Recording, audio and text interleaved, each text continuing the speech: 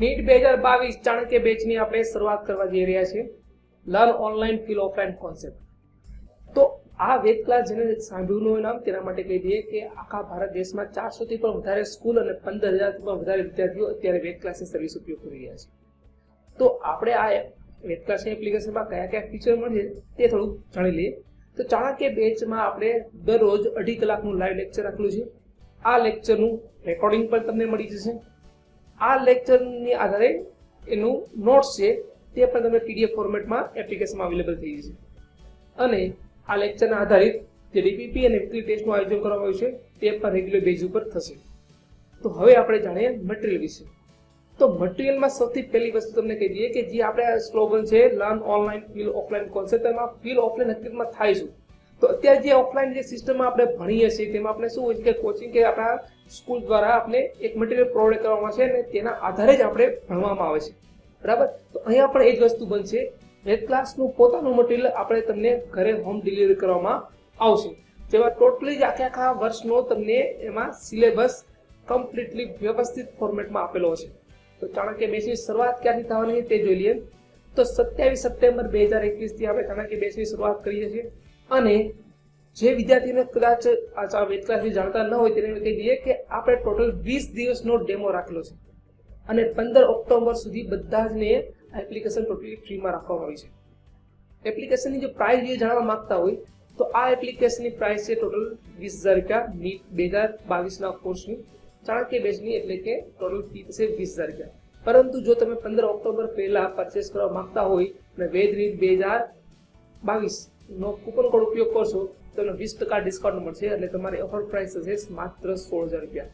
તો આ 16,000 રૂપિયામાં તમને material, live lecture, lecture note, એનું રેકોર્ડિંગ, ટોટલી બધી જ વસ્તુ તમને મળી જશે. અને જ્યાં સુધી નીટ 2022 નો હોય ત્યાં સુધી તમને હેન્ડ હોલ્ડિંગ સપોર્ટ પણ પૂરો આપવામાં આવશે. તો હવે વાત કરી જોઈ રહ્યા છો તો અત્યારે જ ડાઉનલોડ કરો વેદ ક્લાસની એપ્લિકેશન. તો તેના માટે સૌથી પહેલા પ્લે સ્ટોરમાં જઈને વેદ ક્લાસ જેવું સર્ચ કરશો તો કંઈક આ પ્રકારની ચાણક્ય બેચ વાળી તમને એક એપ્લિકેશન જોવા મળશે. આ એપ્લિકેશન ડાઉનલોડ કરો અને એમાં સાઇન અપ કમ્પ્લીટ કરી નાખો, બરાબર? અને તેમ છતાં પણ જો તમને કોઈ અગવડતા લાગે તો અમારા આ બે કોન્ટેક્ટ નંબર છે તેમાં તમે કોન્ટેક્ટ પણ કરી શકો છો. તો મળીએ છીએ ચાણક્ય બેચમાં 27 સપ્ટેમ્બરથી. Thank you. ઓકે, હવે ગયા વીકની અંદર આપણે પહેલું ચેપ્ટર પૂરું કર્યું હતું કોર્સ વાળું. તેમાંથી અમુક ડાયાગ્રામ છે એ આપણે આજે સોલ્વ કરવાના છીએ. તો ત્યારે આપણે એવું ભણ્યા હતા કે કોષ કેન્દ્ર છે, પછી અંતઃકોષીય જાળ છે, ગોલ્ગી કાય છે, લાઇસોઝોમ છે, રસધાની છે, એવું બધું જે અંતઃપટલમય તંત્રના ભાગો ભણ્યા હતા. કણાભસૂત્ર ભણ્યા હતા, હરિતકણ ભણ્યા હતા. આ બધી વસ્તુ ભણ્યા. એ પહેલા કોષરસ પટલ, કોષ દિવાલ છે, એ બધું ભણ્યા. છેલ્લે આપણે કોષ કેન્દ્ર ભણ્યા હતા. તો એમાંથી અમુક ડાયાગ્રામ છે એ આપણે અહીંયા ભણવાના છે. પછી આપણે નવું ચેપ્ટર છે, 9મું ચેપ્ટર જે છે એ આપણે શરૂ કરવાના છીએ. તો આ ડાયાગ્રામની અંદર પહેલા આપણે જોઈએ કે આ શું બતાય છે. તો વચ્ચે જે બતાય છે એ શું છે તો કે એ છે કોષ કેન્દ્ર. કોષ કેન્દ્રના જે કોષ કેન્દ્ર પટલ છે એની સાથે કઈ રચના જોડાયેલી છે તો કે આપણે ગયા વખતે ભણ્યા હતા કે કોષ કેન્દ્રની સાથે છે જે અંગિકા જોડાયેલી હોય છે, જે નલિકામય છે, તેને આપણે શું કીધું હતું તો કે અંતઃકોષીય જાળ છે એના તરીકે આપણે ઓળખતા હતા. હવે એ અંતઃકોષીય જાળના કેટલા પ્રકાર છે તો કે અંતઃકોષીય જાળના 2 પ્રકાર છે. ક્યાં તો કે જેની ઉપર રિબોઝોમ આવેલા હોય એને રફ એન્ડોપ્લાઝમિક રેટિક્યુલમ કહેતા હતા, અને જેની ઉપર રિબોઝોમ આવેલા ન હોય એને સ્મૂથ એન્ડોપ્લાઝમિક રેટિક્યુલમ કહેતા હતા. એટલું ક્લિયર થાય છે? આમાં કઈ ડાઉટ છે? પૂજાબેન તમને? ના સર. ઓકે. પછી આપણે શું ભણ્યા હતા કે આરઈઆર રફ એન્ડોપ્લાઝમિક રેટિક્યુલમ હોય અથવા તો એસીઆર હોય, એનું કાર્ય શું હતું તો કે આરઈઆર છે એ શું બનાવતું હતું તો કે પ્રોટીન બનાવતું હતું, જ્યારે એસીઆર શું બનાવતું હતું કે લિપિડ ને એ બધા સ્ટ્રક્ચર બનાવતું હતું. આરઈઆર ભાઈ પ્રોટીન શું કામ બનાવતું તો કે એની ઉપર શું આવેલું હતું તો કે રિબોઝોમ આવેલા હતા. ચાલો, આ પ્રોટીન છે એ બનીને ક્યાં જતું હતું તો કે જો રફ એન્ડોપ્લાઝમિક રેટિક્યુલમ માંથી બધાને પ્રોટીન બતાય છે, જો અહીંયા બતાવું પ્રોટીન. હવે આપણે એવું ભણ્યા હતા કે પ્રોટીન છે એને ડાયરેક્ટ કોષની બહાર મોકલવું હોય તો આમનામ જાય નહીં, એને આપણે પેકિંગ કરવું પડે. અથવા તો અમુક પ્રોટીન છે એ બની ગયા છે પણ એના સ્ટ્રક્ચરની અંદર કોઈ પણ જાતનો ફેરફાર કરવો પડે. તો એ કોણ ફેરફાર કરતું હતું કે આપણે ગઈ વખતે ભણ્યા હતા કે ગોલ્ગી બોડી છે એટલે કે ગોલ્ગી કાય છે અથવા કે ગોલ્ગી કોમ્પ્લેક્સ એ આ કામ કરે છે. તો આપણે જો અહીંયા ભણ્યા હતા આવું તો આ પ્રોટીન આવ્યું, એક પુટિકાની અંદર ગયો, ત્યાંથી શું થાય તો કે ગોલ્ગી બોડીના એક છેડાથી અંદર જાય છે અને બીજા છેડાથી બહાર નીકળે છે. ક્લિયર? તો જે છેડાથી તે અંદર જાય છે એને સિસ છેડો કહેતા હતા, જે છેડાથી બહાર નીકળે છે એને ટ્રાન્સ છેડો અથવા તો મેચ્યોર ફેસ તરીકે ઓળખવા હતા. એટલું ક્લિયર થયું? આમાં કોઈને કઈ ડાઉટ હોય તો બોલી જાઓ. જો અહીંયા પ્રોટીન છે એ પોટિકાની અંદર પેકિંગ થઈ ગયું અને આ કોષની બહાર નીકળી જાય છે. ક્લિયર? આ પેલો ડાયાગ્રામ. હવે આ ડાયાગ્રામ આપણે અહીંયા આપણે ડાયાગ્રામ બુકની અંદર તમને આપ્યો હશે. અને શું કરવાનું તો કે કટ કરીને આપણું જે તમે બુક બનાવ્યું એમાં આ ચેપ્ટરના એન્ડમાં આ ડાયાગ્રામ લગાડી દેવાનો. બીજો ડાયાગ્રામ કયો છે તો કે બીજા ડાયાગ્રામની અંદર હવે આપણે કેટલું યાદ છે એનું આપણે ટેસ્ટ કરવાના છે. ચાલો હું જે જગ્યાએ લખું છું એ તમારે મને એનું નામ કહેવાનું છે. ચાલો એ લખ્યું છે એનું નામ શું આવશે કયો તો? તારા કેન્દ્ર. તારા કેન્દ્ર કે તારાકાય? તારાકાય. પછી એમાંથી એક જ જો આપણે નળાકાર રચના જોતા હોય તો એને આપણે તારા કેન્દ્ર તરીકે ઓળખીએ. ક્લિયર? ચાલો હવે હું બી લખું છું એનું નામ શું આવશે? હા, કોષરસ્તર કયો, કોષરસ પટલ કયો. ક્લિયર એટલી વસ્તુ? ચાલો સી લખું છું તે સી.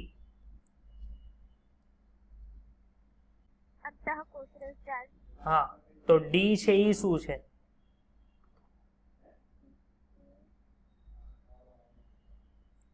ઈ પણ અંતઃકોષરસ જાળ છે.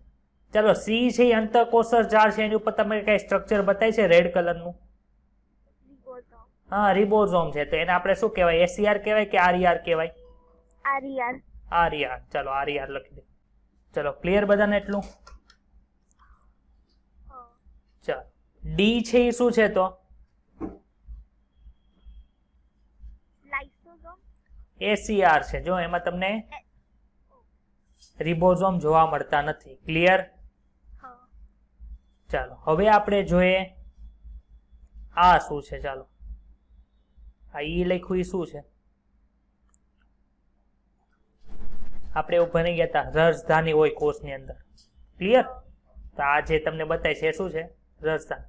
ચાલો મને ઈ કયો કે આ પ્રાણી કોષ છે કે વનસ્પતિ કોષ છે? વનસ્પતિ. વનસ્પતિ કોષ છે. હજી એક વખત ક્લિયર વિચારો તો.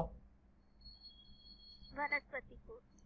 કેમ વનસ્પતિ કોષ છે? આમાં હરિતકણ તમને બતાવી છે કે રસધાનીની હાજરી હોવાને કારણે. આપણે તો એવું ભણ્યા હતા કે રસધાની છે તો પ્રાણી કોષમાં આવે, વનસ્પતિ કોષમાં આવે. પહેલા લેક્ચરની અંદર ભણ્યા હતા, યાદ આવ્યું? તો સર હવે તમે મને ઈ કયો કે આ વનસ્પતિ કોષ છે કે પ્રાણી કોષ છે ખબર કેમ પડે? તો કે તારાકાય આવેલા હોય એ કયો કોષ હોય? પ્રાણી કોષ.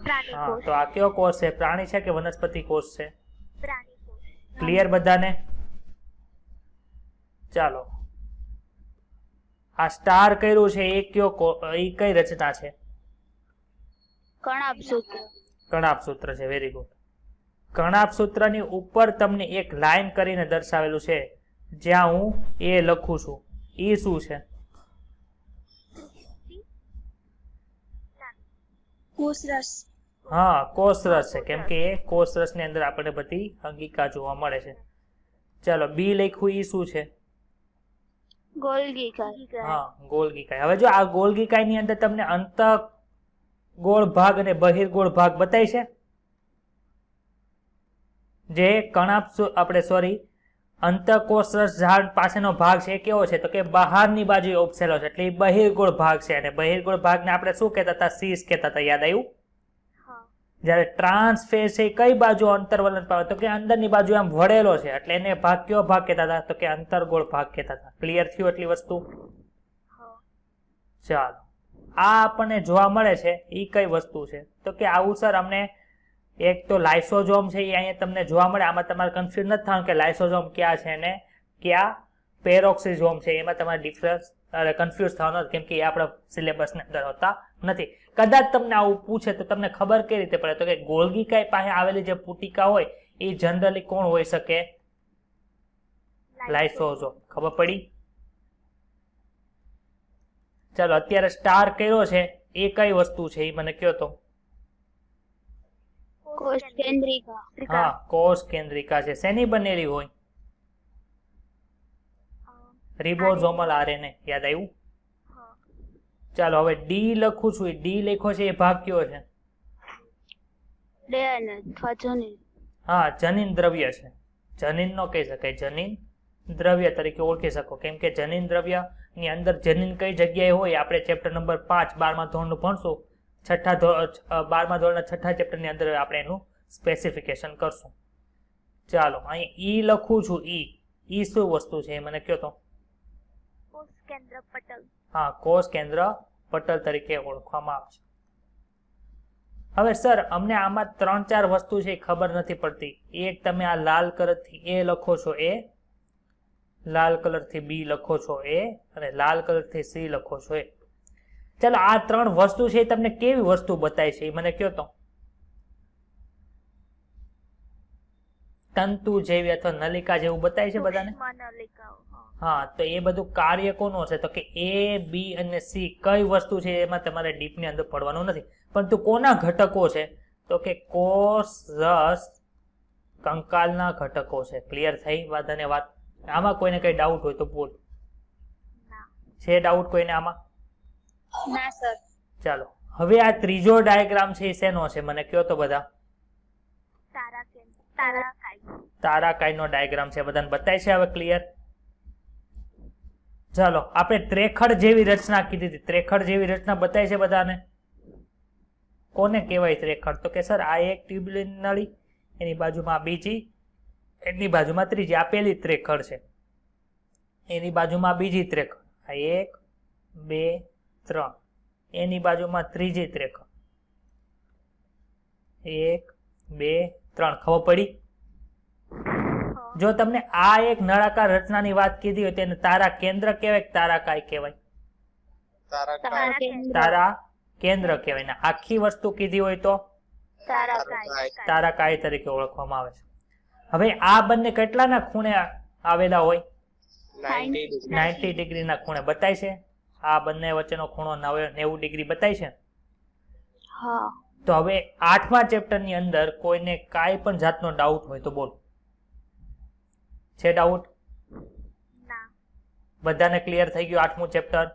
સુરભી, વિવેક, હા. હા સર. આયુષી, પૂજા, અપેક્ષા, તુષાર. ઓકે, ચાલો હવે આપણે નવું ચેપ્ટર છે એ શરૂ કરવા જઈ રહ્યા છે જેનું નામ છે બાયોમોલેક્યુલ્સ એટલે કે જૈવિક અણુઓ. તો સર આપણે 9મા ચેપ્ટરમાં ને 10મા ચેપ્ટર, આપણે 8મા ચેપ્ટર અને 9મા ચેપ્ટરની અંદર શું ડિફરન્સ છે એ મને તમે પહેલા કહો કે એમાં શું ભણ્યા હતા ને આમાં શું ભણવાનું?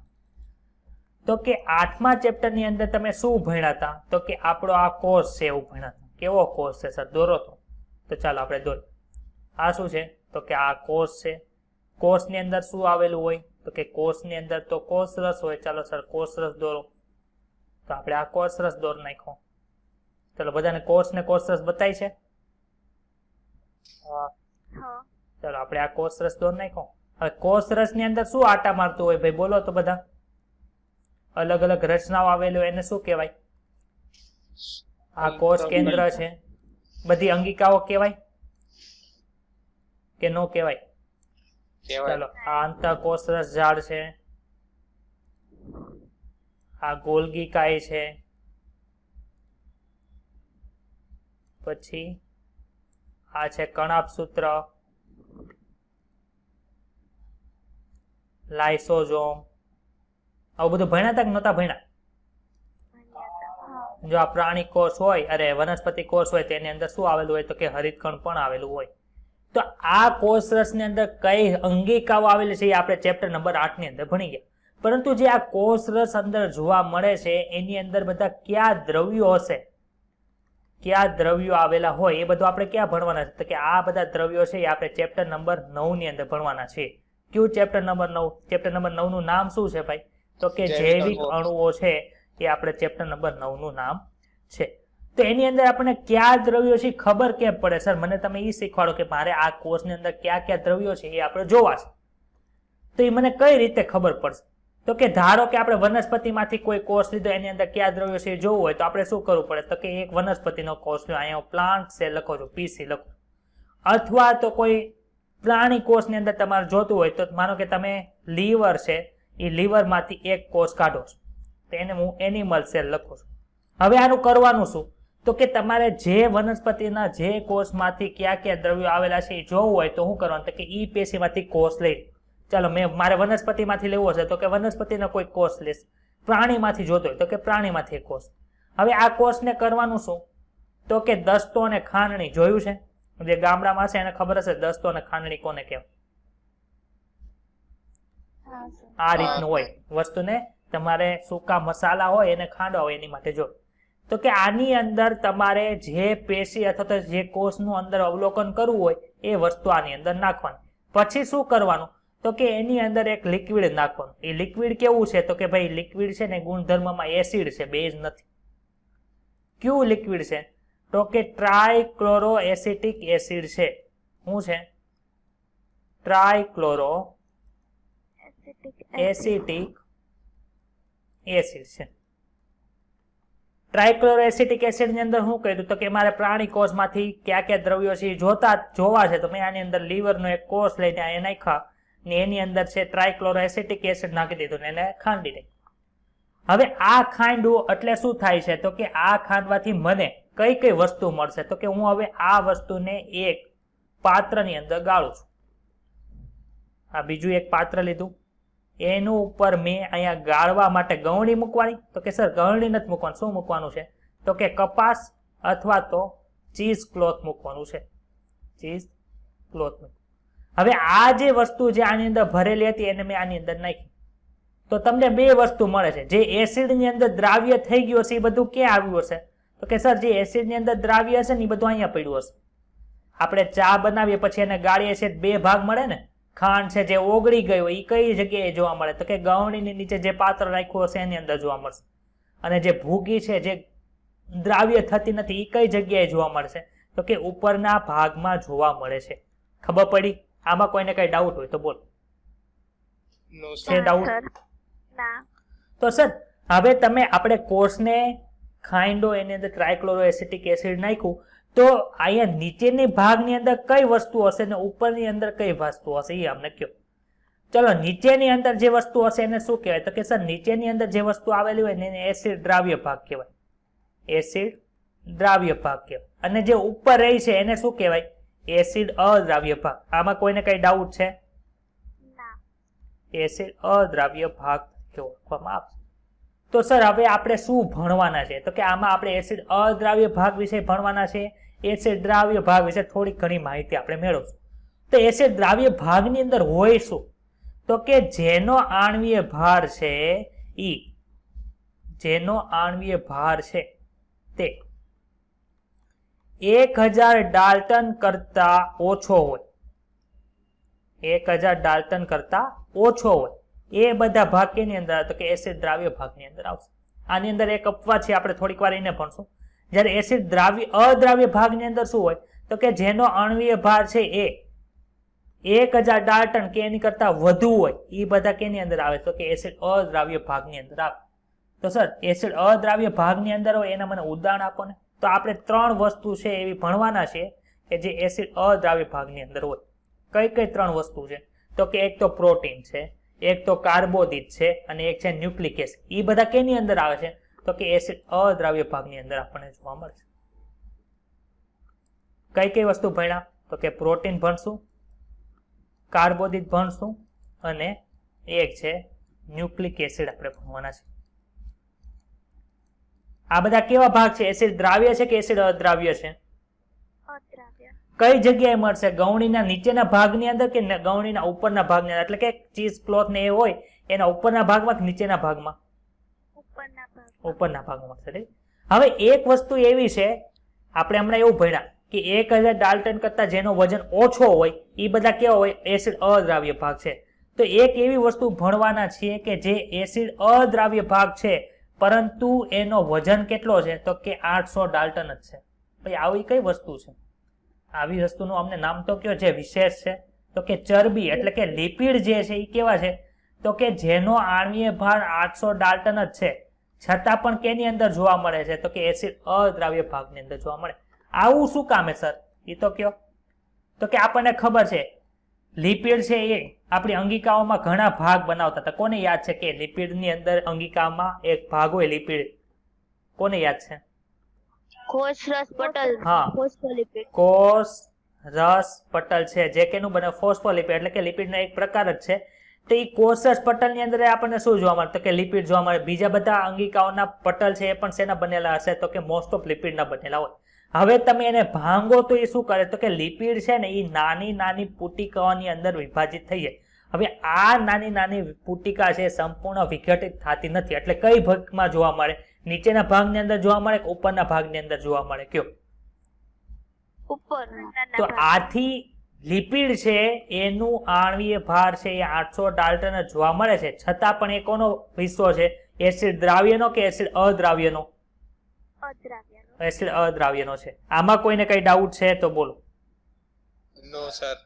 ચાલો, બીજી 3 વસ્તુ તમારે ભણવામાં આવશે. કઈ કઈ વસ્તુ ભણવામાં આવશે? તો એક તો છે ભીનું વજન, એક છે શુષ્ક વજન અને એક છે રાખ. સર આ 3ની અંદર શું ડિફરન્સ છે? માનો કે હું લીવરની અંદર પેશી, લીવરની અંદર ઘણી બધી પેશી હશે, એ પેશીની અંદર કયા કયા તત્વો આવેલા છે, કયા કયા ઘટકો આવેલા છે એ મારે જોવું છે. તો મેં લીવરનો એક ભાગ કાપ્યો ને એનું વજન કર્યું તો એને શું કહેવાય છે તો કે જે પેશીનું તમે સીધું જ વજન કરો એને ભીનું વજન તરીકે ઓળખવામાં આવે. હવે માનો કે એ પેશી જે છે એને મેં ક્યાં મૂકી દીધી તો કે તડકાની અંદર મૂકી દીધી. હવે તડકાની અંદર મૂકો એટલે શું થાય તો કે જે એની અંદર ભેજ હશે એ પાણી બનીને પાણીની વરાળ સ્વરૂપે શું થાય તો કે દૂર થાય. એટલે કે જે હવે નીચે આપણે પેશીનો ભાગ બચ્યો છે એમાં પાણી હશે નહીં. તો પછી સૂકવીને તમે જે વજન કરો, સૂકવીને વજન કરો એને શું કહેવાય છે તો કે શુષ્ક વજન તરીકે ઓળખવામાં. સર રાખ એટલે શું તો કે માનો કે આ સૂકવેલો પેશીનો જે ભાગ છે એને હું બાળી નાખું એટલે શું થાય તો કે એમાં જે કાર્બનિક ભાગ હશે એ બધું શું થાય તો કે કાર્બનિક ભાગનું ઓક્સિડાઇઝ થઈ જશે અને તે કાર્બન ડાયોક્સાઇડ સ્વરૂપે ને એ સ્વરૂપે બધું દૂર થઈ જાય. તો નીચે જે ભાગ બચે, બળ્યા પછી જે ભાગ બચે એને શું કહેવાય? રાખ તરીકે ઓળખવામાં આવે. રાખની અંદર બધું જે જોવા મળે એ શું હોય તો કે ઇનઓર્ગેનિક બધો ભાગ છે તમને શેની અંદર જોવા મળે છે તો કે રાખની અંદર જોવા મળે છે. તો આ 3 કન્સેપ્ટ છે એ બધાને ક્લિયર થયા? આની અંદર કોઈને કઈ ડાઉટ હોય તો બોલો. છે ડાઉટ બધાને? બીજા બધા સુઈ ગયા છે? No doubt.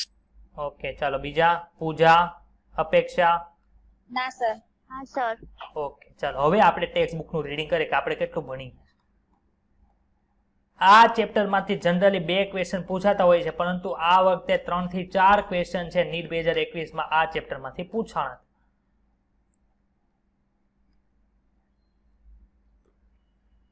ચાલો, જીવાવરણમાં વિવિધ પ્રકારના સજીવો છે એ જોવા મળે છે. આપણા મગજની અંદર પ્રશ્ન એ ઉત્પન્ન થાય કે બધા સજીવોના રાસાયણિક સંગઠન એક સરખા હોય. માનો કે એક તમે બકરી લઈ લો, ગાય લઈ લો, વનસ્પતિની અંદર આંબો છે, આસોપાલવ છે, પીપળો છે, એ બધા એક જ પ્રકારના દ્રવ્યોથી બનેલા હશે કે અલગ અલગ પ્રકારના દ્રવ્યોથી બનેલા છે? એવો પ્રશ્ન પૂછાય. જો સમાન પ્રકારના તત્વો છે, રસાયણો સમાન છે કે અલગ અલગ હોય છે? રસાયણ વિજ્ઞાનમાં અભ્યાસ કરી ચૂક્યા હશો કે તત્વોનું વિશ્લેષણ છે કઈ રીતે કરવાનું એ આપણે હમણાં નીચે ભણ્યા એ જ. જો વનસ્પતિ પેશી, પ્રાણી પેશી અથવા તો ઉપદ્રવી સૂક્ષ્મજીવ, ઉપદ્રવી સૂક્ષ્મજીવ એટલે કે જે રોગકારક સૂક્ષ્મજીવો છે, બેક્ટેરિયા છે, આપણે ભણી ગયા કે બેક્ટેરિયા છે એ 2 પ્રકારના હોય, અમુક ફાયદો કરે અથવા તો રોગ કરે. ડિટેલની અંદર ચેપ્ટર નંબર 2 ની અંદર ભણશું. આવું પૃથ્થકરણ કરવામાં આવે તો સજીવ પેશી પ્રતિ એકમ માત્રામાં આપણે કાર્બન, હાઇડ્રોજન, ઓક્સિજન અને અન્ય તત્વોની સૂચિ છે એ આપણને પ્રાપ્ત થાય. ઉપરોક્ત પરીક્ષણમાં નિર્જીવ પદાર્થ જેવા કે ભૂપળ એટલે કે જમીનનો એક ખંડ હોય એ નિર્જીવ છે અને એની જ સાપેક્ષે તમે સજીવનો કોઈ ભાગ લો એનું પરીક્ષણ કરો તો આપણને શું મળે છે તો કે જે જમીનના ટુકડાની અંદર જે તત્વો જોવા મળે છે એ જ તત્વો આપણને કેની અંદર જોવા મળે છે તો કે પ્રાણી અથવા તો વનસ્પતિનો જે ભાગ તમે નિરીક્ષણ કરો છો એની અંદર તમને જોવા મળે છે. પરંતુ ફરક શું આવે તો કે કાર્બન અને હાઇડ્રોજનની જે માત્રા છે એ ભૂમિના પડની અંદર ઓછી હોય છે જ્યારે સજીવની અંદર કેવું હોય છે? વધુ હોય છે. તો આ પેરેગ્રાફની અંદર કોઈને કઈ ડાઉટ હોય તો બોલો. છે ડાઉટ? ના સર. હવે મને સર એ કહો કે મારે આ પદાર્થનું પૃથ્થકરણ કેવી રીતે કરવું? તો આપણે પૃથ્થકરણ કેવી રીતે કરવું એ તો આપણે ભણ્યા. તો અહીંયા જો શું લખ્યું છે આપણે પૂછે કે સજીવોની અંદર કાર્બનિક ઘટકો કેવા સ્વરૂપે છે એ જોવા મળે છે. ઉપરનો જવાબ મેળવવા માટે શું કરવું પડે? તો કે રાસાયણિક પૃથ્થકરણ કરવું પડે. કઈ રીતે કરીએ? તો કે જીવંત પેશી જેવી કે શાકભાજી છે અથવા તો યકૃત છે, એટલે કે પ્રાણી પેશીનું તમારે અવલોકન કરવું હોય તો યકૃતનો ટુકડો લેવાનો અથવા તો બીજા કોઈ પણ ટુકડા લઈ શકો. હવે એને શું કરો? તો કે ખલદસ્તા અથવા તો મિક્સરની મદદથી ટ્રાયક્લોરોએસિટિક એસિડની સાથે વાટવું પડે. દ્રાવક તરીકે કોણ લીધું છે? ટ્રાયક્લોરોએસિટિક એસિડ. ત્યારબાદ આપણને એક પેસ્ટ પ્રાપ્ત થાય છે. તમે ટમેટાની પેસ્ટ બનાવો, મરચાની પેસ્ટ બનાવો, આદુની પેસ્ટ બનાવો, એવી રીતે આપણે આની પેસ્ટ બનાવી. હવે આપણને બે ભાગ પડે. ક્યાં ક્યાં? તો કે ચીઝ ક્લોથ અથવા તો રૂ વડે તમે ગાળો એટલે બે ભાગ પડશે. ક્યાં ક્યાં? તો કે એક ભાગ એવો છે જે એસિડની અંદર દ્રાવ્ય હોય અને બીજો ભાગ કયો છે? તો કે એસિડની અંદર અદ્રાવ્ય હોય. એસિડમાં દ્રાવ્ય છે એ કેવી રીતે હોય? તો કે જે આપણને નીચે મળશે તે. ચલો, એટલું ક્લિયર છે? ક્લિયર થાય છે એટલું બધાને? હા સર. ઓકે. એસિડ દ્રાવ્ય ભાગ કે જે આપણને ચીઝ ક્લોથ અથવા તો રૂની નીચે મળે છે એની અંદર શું હોય? તો કે હજારો કાર્બનિક પદાર્થો છે આપણને જોવા મળે છે. પરંતુ કેવો હોય? તો કે એસિડ દ્રાવ્ય ભાગ છે એની અંદર સમાવેશ. આગળના ધોરણમાં તમે અભ્યાસ કરશો કે જીવન પેશીના નમૂનાઓનું પૃથ્થકરણ, તેમાં જોવા મળતા ચોક્કસ કાર્બનિક દ્રવ્યની ઓળખાણ કેવી રીતે કરી શકાય. એટલે કે એની અંદર કઈ કઈ વસ્તુ આવેલી છે એ તમે જ્યારે ફિઝિયોલોજીના બધા પ્રયોગો MBBS, BDS, હોમિયોપેથી, આયુર્વેદની અંદર કરશો ત્યારે તમને વધારે ખબર પડશે કે એક તમને કોઈ ચોક્કસ દ્રાવણ આપેલું હશે એની અંદર કયો પદાર્થ છે, દ્રાવણની અંદર પ્રોટીન છે, કાર્બોદિત છે, એ તમને કઈ રીતે કરવું એ ત્યારે ખબર પડશે. કોઈ પણ નિર્ધારણ એટલે કે જે ભાગ છે એની અંદર વિશેષ રસાયણોને જોવા મળતા અન્ય રસાયણોથી અલગ કરવા માટે જુદી જુદી પદ્ધતિઓ આવેલી હોય. તમે અત્યારે 11-12 સાયન્સની અંદર જે પ્રેક્ટિકલ કર્યા છે કેમિસ્ટ્રીના, એમાં કયું દ્રવ્ય અંદર છે, કયો આયન પ્રેઝન્ટ છે, એની માટે અલગ અલગ કસોટી છે એ આવેલી હોય. આયોડિન પ્રેઝન્ટ હોય તો આયોડો ફોર્મ કસોટી કે એવી બધી કસોટી તમારે કરવામાં આવે. પરંતુ જુદા જુદા તત્વ છે એની માટે તમારે જુદી જુદી કસોટી આવે છે. એમ જુદા જુદા દ્રવ્ય માટે પણ જુદી જુદી કસોટી આવતી હોય છે. એનાથી ત્યાં સુધી આ પ્રયોગો કરવામાં જ્યાંથી એકબીજા સાથે એ અલગ કરી શકાય. અલગ કરી ન લ્યો ત્યાં સુધી આ પ્રયોગો છે સતત શરૂ હોય. વિશ્લેષણાત્મક પદ્ધતિનો ઉપયોગ કરી કોઈ પણ સંયોજનોના આણ્વીય સૂત્ર અને સંભવિત રચના જાણકારી માટે પ્રાપ્ત કરી શકાય. આમાંથી કાંઈ ક્વેશ્ચન પૂછાય એવું લાગતું નથી. જીવન પેશીમાં જોવા મળતા બધા કાર્બનિક રસાયણોને શું કહેવાય? જૈવઅણુ કહેવાય. પરંતુ એ મોટા હોય તેને બૃહદ જૈવઅણુ કહેવાય, નાના હોય તેને સૂક્ષ્મ જૈવઅણુ તરીકે ઓળખવામાં આવે છે. પરંતુ સજીવોમાં અકાર્બનિક તત્વ છે કે રસાયણ છે એ આપણે કઈ રીતે જાણી શકીએ? તો એની માટે એક પ્રયોગ કરવો પડે. શું કરવાનું? તો કે જીવંત પેશી છે એનું વજન કરો. એને શું કહેવાય? તો કે એને ભીનું વજન કહેવાય. ક્લિયર આ લાઈન કે ડાઉટ છે? ના સર. હવે એને સૂકવી નાખો. સૂકવી એટલે શું થાય? તો કે પાણી બધું વયું જાય અને જે બાકી વધેલો ભાગ છે એનું વજન કરો, તેને શુષ્ક વજન કહેવાય. હવે આ શુષ્ક વજન કરેલો જે પદાર્થ છે, જે પેશીનો ભાગ છે, એને તમે સંપૂર્ણપણે દહન કરી નાખો એટલે શું થાય? તો કે કાર્બનિક પદાર્થો ઓક્સિડાઇઝ થઈ જાય, CO2 થાય, પાણી સોરસ રૂપે બધા દૂર થઈ જાય. હવે જે ભાગ મળે છે એને શું કહેવાય? રાખ કહેવાય. ને એની અંદર શું હોય? તો કે અકાર્બનિક તત્વો જેવા કે કેલ્શિયમ, મેગ્નેશિયમ, એવા બધા ઘટકો એટલે કે એવા બધા તત્વો છે તમને એની અંદર જોવા મળે છે. અકાર્બનિક રસાયણ જેવા કે સલ્ફેટ છે, ફોસ્ફેટ છે વગેરે પણ કેની અંદર હોય છે? એસિડ દ્રાવ્ય ભાગની અંદર જોવા મળે છે.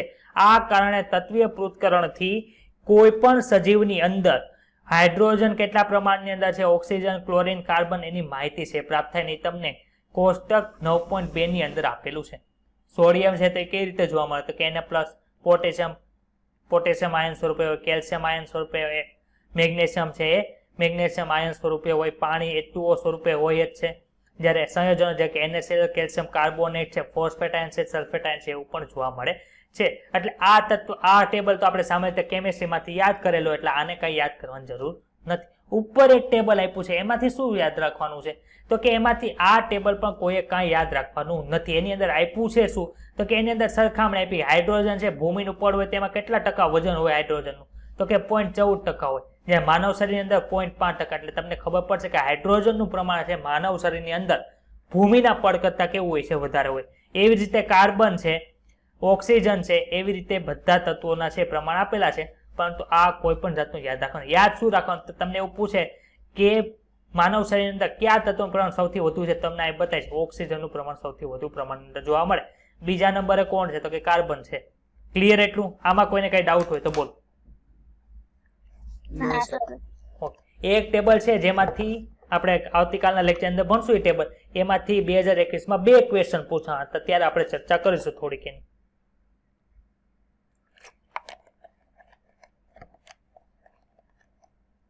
તો અહીંયા સુધી કોઈને કઈ ડાઉટ હોય તો બોલ. છે ડાઉટ? ના No, sir. ઓકે, ચાલો એના પછી જોઈએ.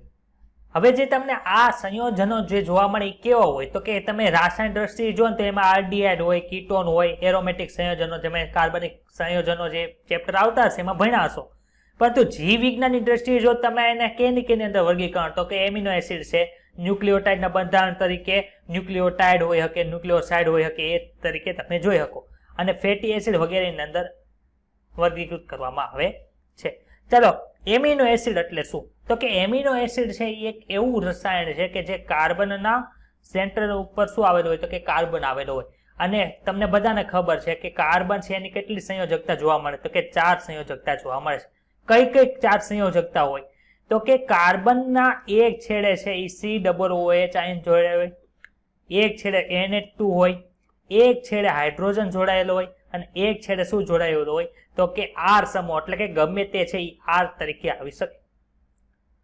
તો આ જો તો શું જોવા મળે તો કે કાર્બનના 4 છેડે એક અલગ પ્રકારનું તત્વ જોડાય એટલે આને કિરાલ કાર્બન તરીકે ઓળખવામાં આવે. અને આ કાર્બન છે એને શું કહે તો કે આલ્ફા કાર્બન કહેવાય.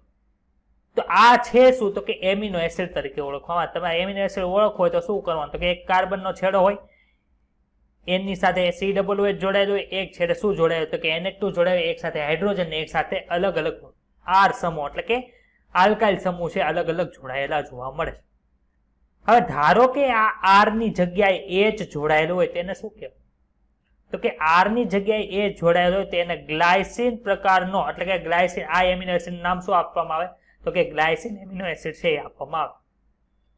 ખબર પડી? આમાં કોઈને કઈ ડાઉટ છે? No, sir. ના ચાલો. સર. હવે ધારો કે R ની જગ્યાએ H નથી જોડાય, એની જગ્યાએ CH2 જોડાયેલું છે તો કે CH2 ને શું કહેવાય તો કે મિથાઇલ સમૂહ કહેવાય.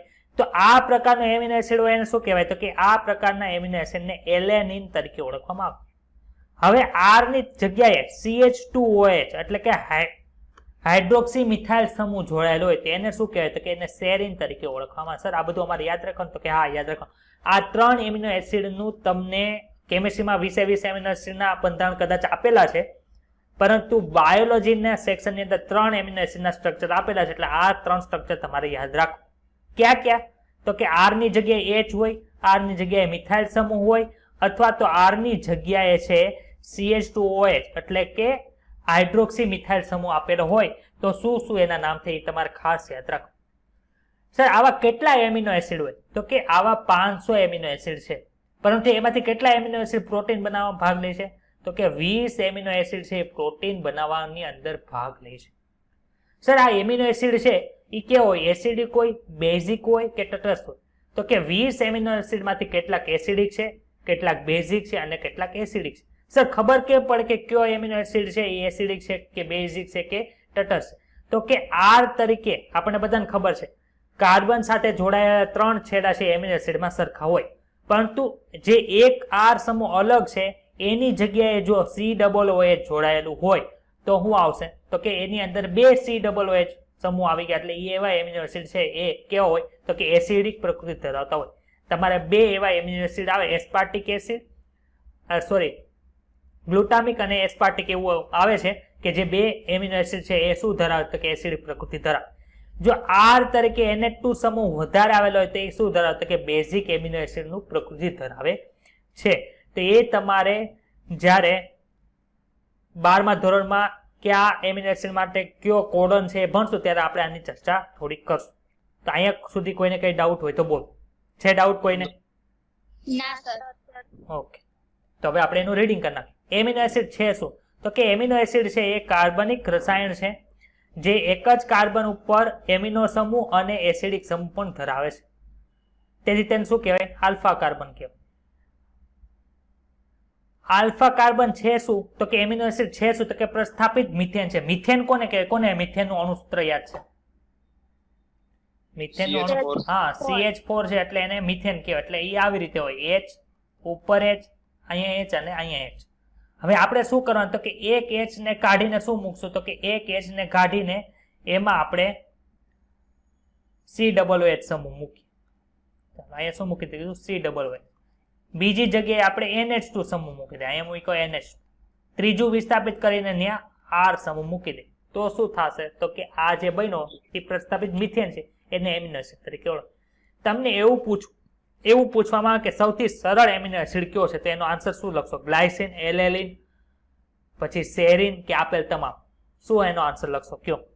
ગ્લાયસિન. શું કામ હે તો કે ગ્લાયસિન ની અંદર જે એમિનો એસિડ નું સ્ટ્રક્ચર છે એમાં 2 હાઇડ્રોજન સમૂહ આવેલા છે, બાકી એકેય એમિનો એસિડ ની અંદર 2 હાઇડ્રોજન સમૂહ છે આપણને જોવા મળતા નથી.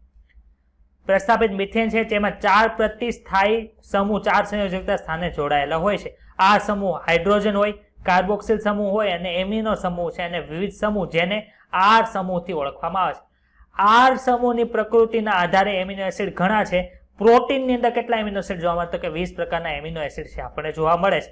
ક્યાં તો કે પ્રોટીનમાં એમિનો એસિડમાં R સમૂહ હાઇડ્રોજન હોય તેને ગ્લાયસિન કહેવાય, મિથાઇલ સમૂહ હોય તો એલેનિન કહેવાય, અને હાઇડ્રોક્સિલ મિથાઇલ સમૂહ હોય તો એને સેરિન તરીકે ઓળખવામાં આવે. જો તમને નીચે છે ને એને આકૃતિ આપી છે. R સમૂહ તરીકે ગ્લાયસિન, એલેનિન અને સેરિન છે. વિવિધ R સમૂહ આવેલા હોય તો આ તમને 3 જોવા મળે છે. ક્લિયર થાય છે એટલી વસ્તુ? Yes sir. કોઈને કઈ ડાઉટ હોય તો બોલી જાઓ. ના સર. નથી ડાઉટ? ચાલો હવે આપણે આગળ વધીએ. એમિનો, કાર્બોક્સિલ અને R સમૂહની ક્રિયાશીલતાના આધારે એમિનો એસિડ ભૌતિક અને રાસાયણિક ગુણધર્મો માટે જરૂરી હોય. કાર્બોક્સિલ સમૂહની સંખ્યાને આધારે એસિડિક સમૂહ કોણ છે તો કે ગ્લુટામિક એસિડ છે, એસ્પાર્ટિક એસિડ છે, એ બે તમને જોવા મળે છે.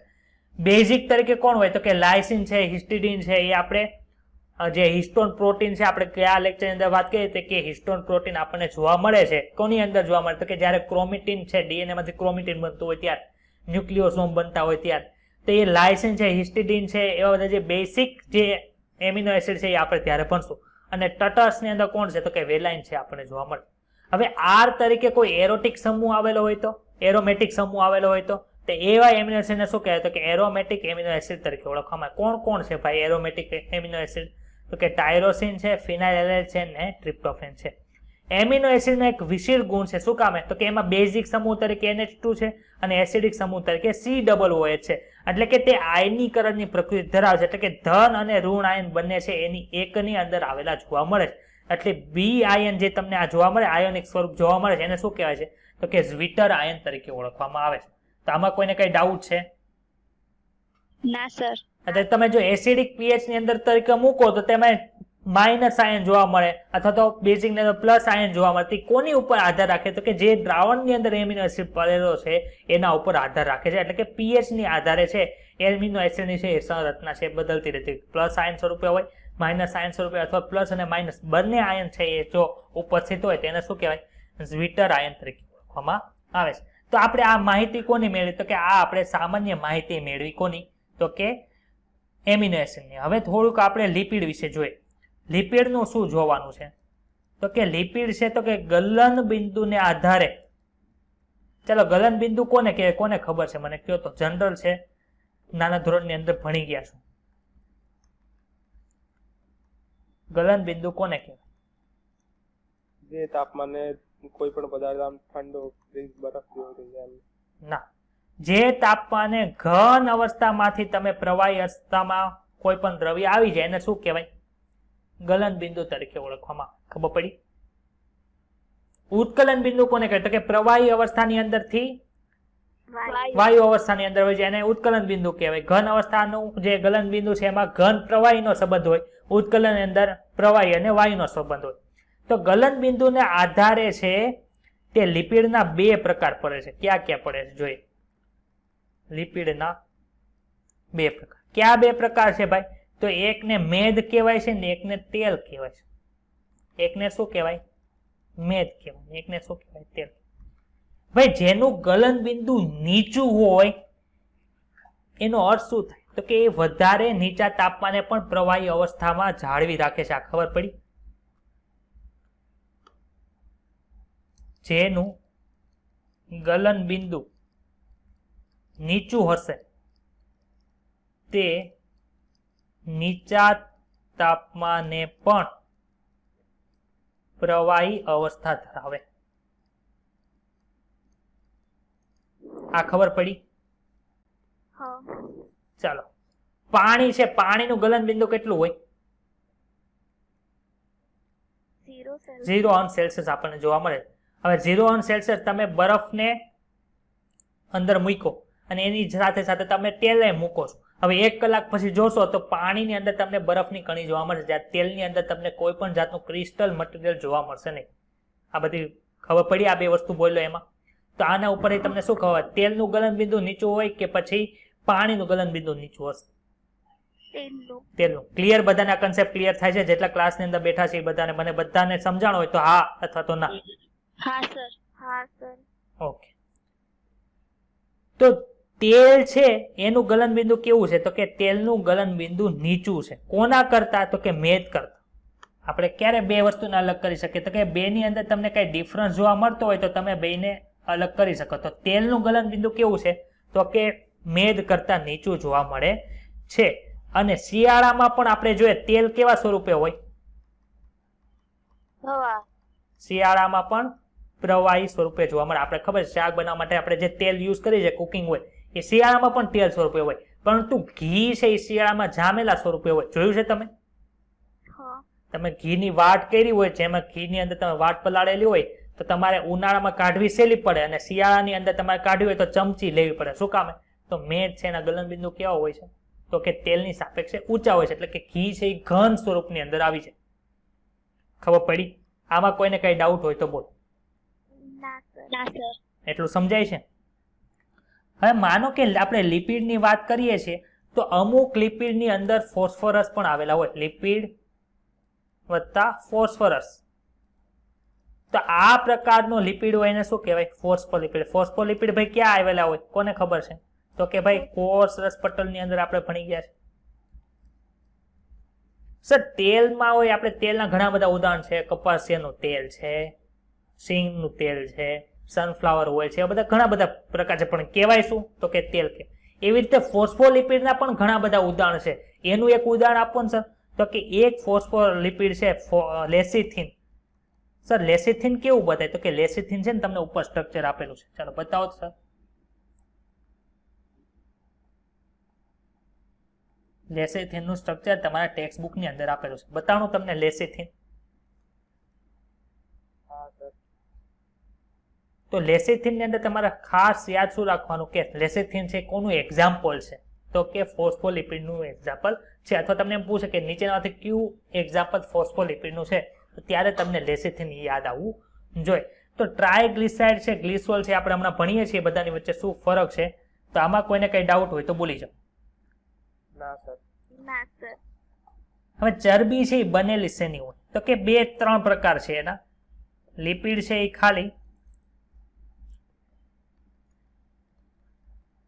શેના બનેલા હોય? તો કે ખાલી ગ્લિસરોલ અથવા આલ્કોહોલના બનેલા હોય. ગ્લિસરોલ પણ હોય, ખાલી ફેટી એસિડ એ હોય,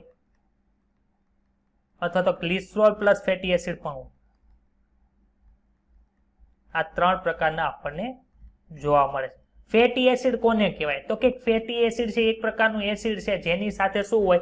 તો કે કાર્બનની લાંબી શૃંખલા જોડાઈ રહે ને છેલ્લે શું હોય? COOH બંધ હોય. હવે માનો કે ફેટી એસિડ 2 પ્રકારના છે. ક્યાં કે? તો કે સંતૃપ્ત અને અસંતૃપ્ત. ચાલો હાઇડ્રોકાર્બનના 2 પ્રકાર પડે, ખબર છે? હા. ચાલો આલ્કેન, આલ્કીન, આલ્કેન તમે બધા ભણી ગયા છો. તો આલ્કેનની અંદર આપણને એકે પ્રકારનો ડબલ બંધ કે ટ્રિપલ બંધ જોવા મળતો નથી. તો આલ્કેનને શું કહે? તો કે સંતૃપ્ત કહેવાય છે. તો કે એવા ફેટી એસિડ કે જેની અંદર એક પણ દ્વિબંધ કે ત્રિબંધ આવેલા નથી એને શું કહેવાય? સંતૃપ્ત ફેટી એસિડ કહેવાય. અસંતૃપ્ત ફેટી એસિડ કોને કહેવાય? તો કે જે ફેટી એસિડ અંદર દ્વિબંધ અથવા તો ત્રિબંધની હાજરી હોય અથવા તો બંનેની હાજરી હોય તેને શું કહેવાય? અસંતૃપ્ત ફેટી એસિડ તરીકે ઓળખવામાં. ગ્લિસરોલ કોને કહેવાય સર?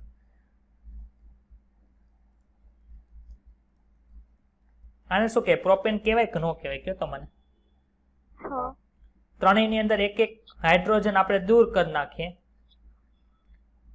OH ઉમેરો. અહીંયા OH ઉમેર.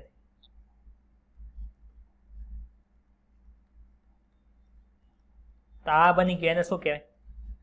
ગ્લિસરોલ કહેવાય કે ન કહેવાય? ખબર પડી બધાને? જો ઉપર ગ્લિસરોલ લખેલું હશે, જે તમને ડાયાગ્રામ આપ્યા છે એમાં ગ્લિસરોલ લખેલું હશે. ચાલો ગ્લિસરોલ બતાવું બધાને. હા સર. ચાલો અહીંયા તમને જોવા મળે COOH, બીજા કેટલા કાર્બન છે તો કે 14 કાર્બન આયન, અહીં 1 કાર્બન આયન, ટોટલ કેટલા છે 16 કાર્બન ધરાવતો ફેટી એસિડ કયું છે? પામિટિક એસિડ. યાદ રાખજો, તમને એમ પૂછે નીચેમાંથી કયું એસિડ છે જે 16 કાર્બન ધરાવે છે એને શું કહેવાય? પામિટિક એસિડ. ખબર પડી? 18 સર. કેમ 18? ઓલા બેના નહીં ગણવાના. તે આજ અહીંયા વચ્ચે કેટલા લખ્યા છે? 14 છે, પ્લસ ને પ્લસ 16. ક્લિયર? ચલો હવે આ ગ્લિસરોલ છે, ગ્લિસરોલના છેડે શું જોવા મળે છે ભાઈ? આ તમને હાઇડ્રોજન જોવા મળે છે કે નથી જોવા મળતું? હા. હવે એને આપણે એક એસ્ટર સમૂહ કયો કે એસિડ સાથે કયો તો એની સાથે એસ્ટરિફિકેશન કરીને આપણને જે બને એને શું કહેવાય?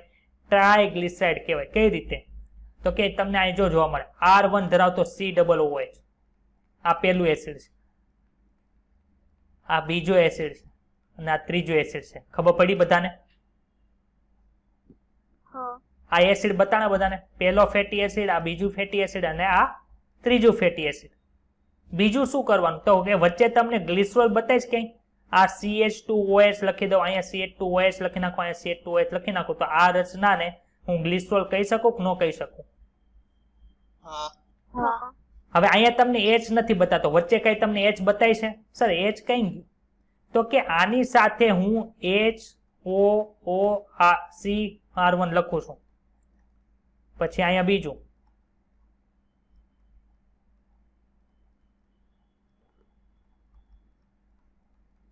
શું કર્યું ભાઈ?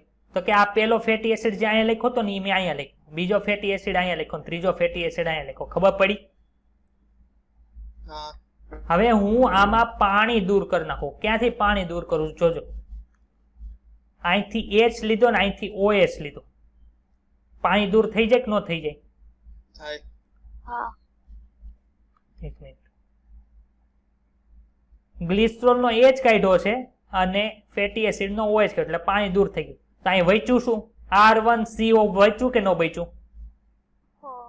અને આનું શું બચ્યું? CH2O બચ્યું કે ન બચ્યું? ખબર પડી? તો અહીંયા જો શું લખ્યું છે? CH2O કોનું છે? તો કે આ બે વસ્તુ છે એ ગ્લિસરોલની છે. જ્યારે R1CO આ કોનું છે? તો કે અહીંયા જો R1CO આપણે લખ્યું છે, જે ફેટી એસિડનો ભાગ બાકી વધેલો ભાગ R1CO છે એ આ છે. ખબર પડી? આમાં કોઈને કઈ ડાઉટ હોય તો બોલો. ના સર. ના તો જે સર. ફેટી એસિડ ને ગ્લિસરોલ એ બંનેને ભેગું કરીને જે બન્યું એને શું કહેવાય? ગ્લિસરાઇડ કહેવાય. હવે જો આમાં ખાલી આપણે એક જ ફેટી એસિડ થી ગ્લિસરોલનું વિસ્થાપનમાં કર્યું હોય તો એને મોનોગ્લિસરાઇડ કહેવાય. બે ફેટી એસિડના અણુથી ગ્લિસરોલનું વિસ્થાપિત કર્યું હોય તો શું કહેવાય? ડાયગ્લિસરાઇડ કહેવાય. અને 3 છે અહીંયા, 3 3 આ પહેલો કાર્બન, બીજો કાર્બન અને ત્રીજો કાર્બન સાથે ફેટી એસિડ અલગ અલગ છે એ પ્રક્રિયા કરી અને જે રચના બની એને શું કહેવાય? ટ્રાયગ્લિસરાઇડ તરીકે ઓળખવામાં આવે છે. આમાં કોઈને કઈ ડાઉટ હોય તો બોલ. છે ડાઉટ? ના સર. એટલું ક્લિયર? એટલું ક્લિયર થયું બધાને? હા સર. ચાલો હવે આપણે રિવિઝન કરીએ કે આપણે શું ભણ્યા. તો કે લિપિડ છે કેવો હોય? તો કે પાણીમાં અદ્રાવ્ય, આપણને ખબર છે અધ્રુવીય છે. જ્યારે પાણી છે કેવું છે? ધ્રુવીય છે. તે સામાન્ય રીતે ફેટી એસિડ હોઈ શકે.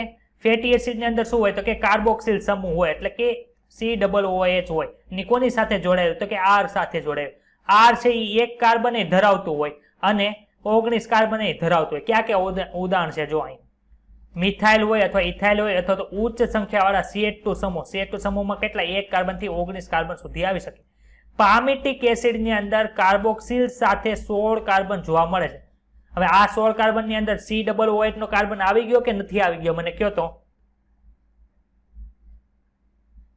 આવી ગયું. આવી ગયો. આપણે હમણાં નીચે જોયું હતું ને, પામિટિક એસિડ ની અંદર ટોટલ કાર્બન કેટલા હોય? 16 હોય.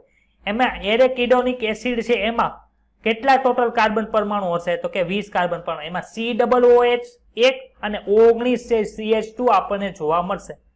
ફેટી એસિડ જે છે એ કેવો હોય? તો કે સંતૃપ્ય હોય અને અસંતૃપ પણ હોઈ શકે છે. બીજું સાદો લિપિડ કોણ છે? તો કે ગ્લિસરોલ છે. બીજો સાદો લિપિડ કોણ છે? તો કે ગ્લિસરોલ છે. ટ્રાયહાઇડ્રોક્સી પ્રોપેન. આમાં કોઈને કઈ ડાઉટ હોય તો બોલો. ગ્લિસરોલ ની અંદર છે ડાઉટ? ના સર. બીજા ઘણા બધા લિપિડ ની અંદર ફેટી એસિડ અને ગ્લિસરોલ નું સંયોજન જોવા મળે છે.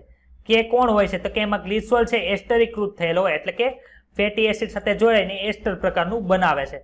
ત્યારે મોનોગ્લિસરાઇડ, ડાયગ્લિસરાઇડ અથવા તો ટ્રાયગ્લિસરાઇડ પણ હોઈ શકે છે. તેઓના ગલનબિંદુના આધારે તેને તેલ અથવા તો મેળની અંદર વર્ગીકૃત કરવામાં આવે.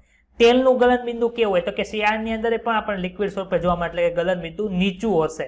જીજેનલી તેલ એટલે શું થાય તો કે તલના તેલને જીજેનલી તેલ તરીકે ઓળખવામાં આવે છે.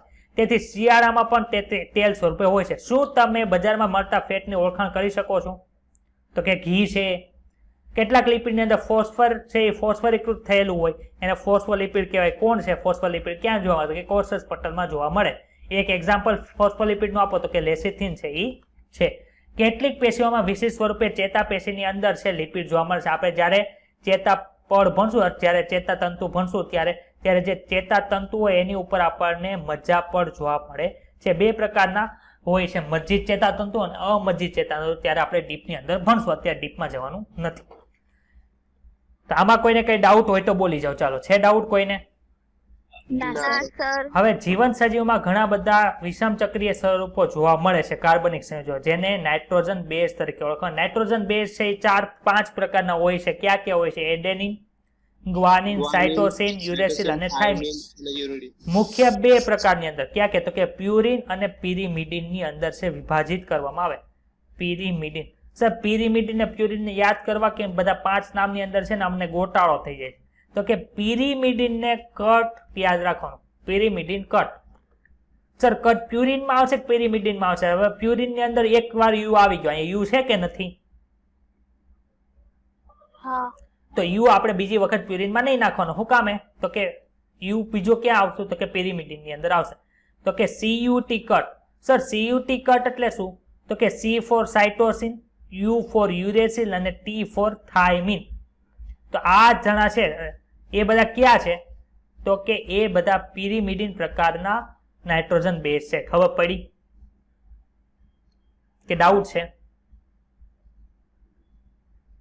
યાદ રહેશે? હા કે ના? જલ્દી. હા સર.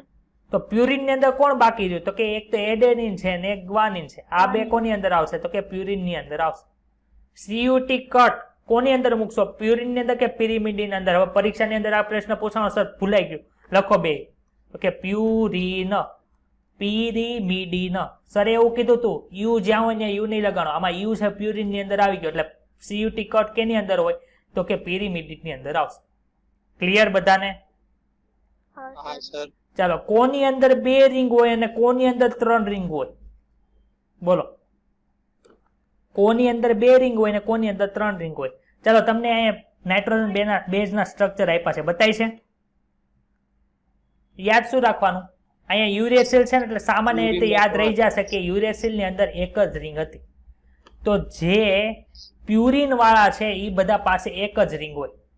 સોરી, પિરિમિડિન વાળા પાસે કેટલી રિંગ હશે? 1 રિંગ હશે. તો પ્યુરિન વાળા પાસે કેટલી રિંગ હશે? 2 રિંગ હશે. ખબર પડી? એમ નો યાદ રહી તો બીજી રીત છે. કયા એમિનો એસિડ ની અંદર 2 સભ્યો આવેલા છે? કયા નાઇટ્રોજન બેઝ ની અંદર 2 સભ્યો છે? પ્યુરિનમાં કે પિરિમિડિનમાં? પ્યુરિન. પ્યુરિનમાં 2 સભ્યો છે, તો એની અંદર 2 રિંગ મૂકી દો. જ્યાં પિરિમિડિન ની અંદર એક જ. ક્લિયર? 3 રિંગ તો આવતી નથી એમિનો એસિડમાં, અરે સોરી નાઇટ્રોજન બેઝમાં. યાદ રહી જશે? હા. ચાલો, એક સામાન્ય રચના આપણે ભણી લઈએ. શું ભણવાનું છે ભાઈ? ચાલો, સામાન્ય રીતના કહીશ. એક તો છે નાઇટ્રોજન બેઝ, એક છે શર્કરા અને એક છે ફોસ્ફેટ સમૂહ. ચાલો, શર્કરા અને નાઇટ્રોજન બેઝ આ બંને જોડાયેલા હોય તો એને શું કહેવાય? તો કે એને ન્યુક્લિયોસાઇડ કહેવાય. ન્યુક્લિયોસાઇડ. હવે આ ન્યુક્લિયોસાઇડ સાથે જો ફોસ્ફેટ સમૂહ જોડાઈ જાય તો એને શું કહેવાય? તો કે એને ન્યુક્લિયોટાઇડ કહેવાય. ખબર પડી? આ વસ્તુ ખબર પડી? હા સર. શર્કરા અને નાઇટ્રોજન બેઝ બંને ખાલી હોય તો એને શું કહેવાય? ન્યુક્લિયોસાઇડ કહેવાય. અને ન્યુક્લિયોસાઇડ સાથે ફોસ્ફેટ સમૂહ જોડાય જાય તો કે ન્યુક્લિયોટાઇડ કહેવાય. તમારે ન્યુક્લિયોટાઇડ ને આમ લખો હોય તો હું લખી શકું કે જો તો શર્કરા વત્તા નાઇટ્રોજન બેઝ વત્તા ફોસ્ફેટ સમ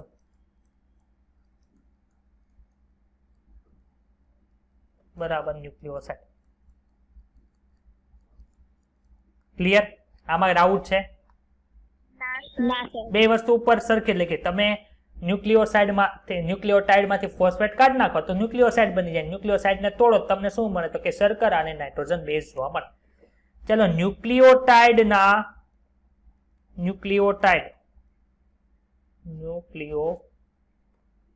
છે અથવા તો ન્યુક્લિયોસાઇડ એમાં શર્કરા હોય અને નાઇટ્રોજન બેઝ હોય. એટલું આમાં કઈ ડાઉટ છે? ના સર. આમાં ભૂલ મેં કરી છે. આમાં ત્રણેય વસ્તુ લખવી પડે. ન્યુક્લિયોસાઇડ હોય તો આ બે વસ્તુ આવશે અને ન્યુક્લિયોટાઇડ હોય તો ત્રણેય વસ્તુ લખવી પડે. પરંતુ બંને અંદર કોમન શું છે?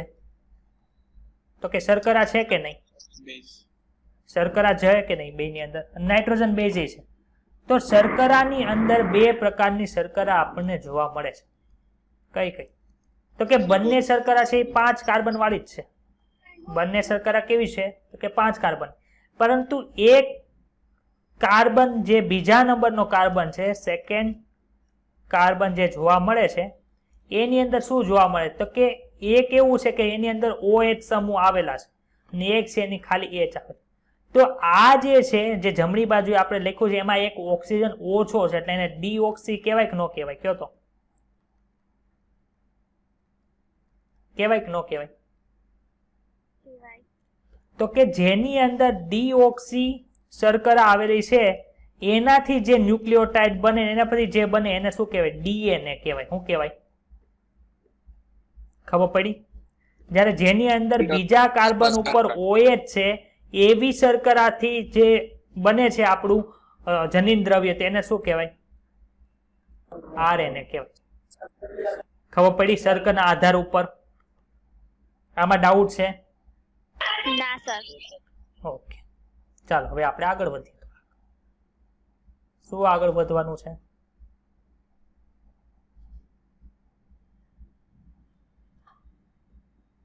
ચાલો, નાઇટ્રોજન બેઝ છે જ્યારે શર્કરા સાથે જોડાય છે ત્યારે તેને શું કહેવાય? ન્યુક્લિયોસાઇડ કહેવાય છે. અને ન્યુક્લિયોસાઇડની અંદર જો ફોસ્ફેટ સમૂહ ઉમેરાય તો કયા બંધથી જોડાય? તો કે એસ્ટર બંધથી જોડાય. આ તો એટલી વખત ભણવામાં આવશે એટલે તમને યાદ રહી જશે કે કેનાથી ફોસ્ફેટ સમૂહ છે ન્યુક્લિયોસાઇડ સાથે જોડાય. તો કે એસ્ટર બંધથી જોડાય છે તેને શું કહેવાય? ન્યુક્લિયોટાઇડ કહેવાય છે.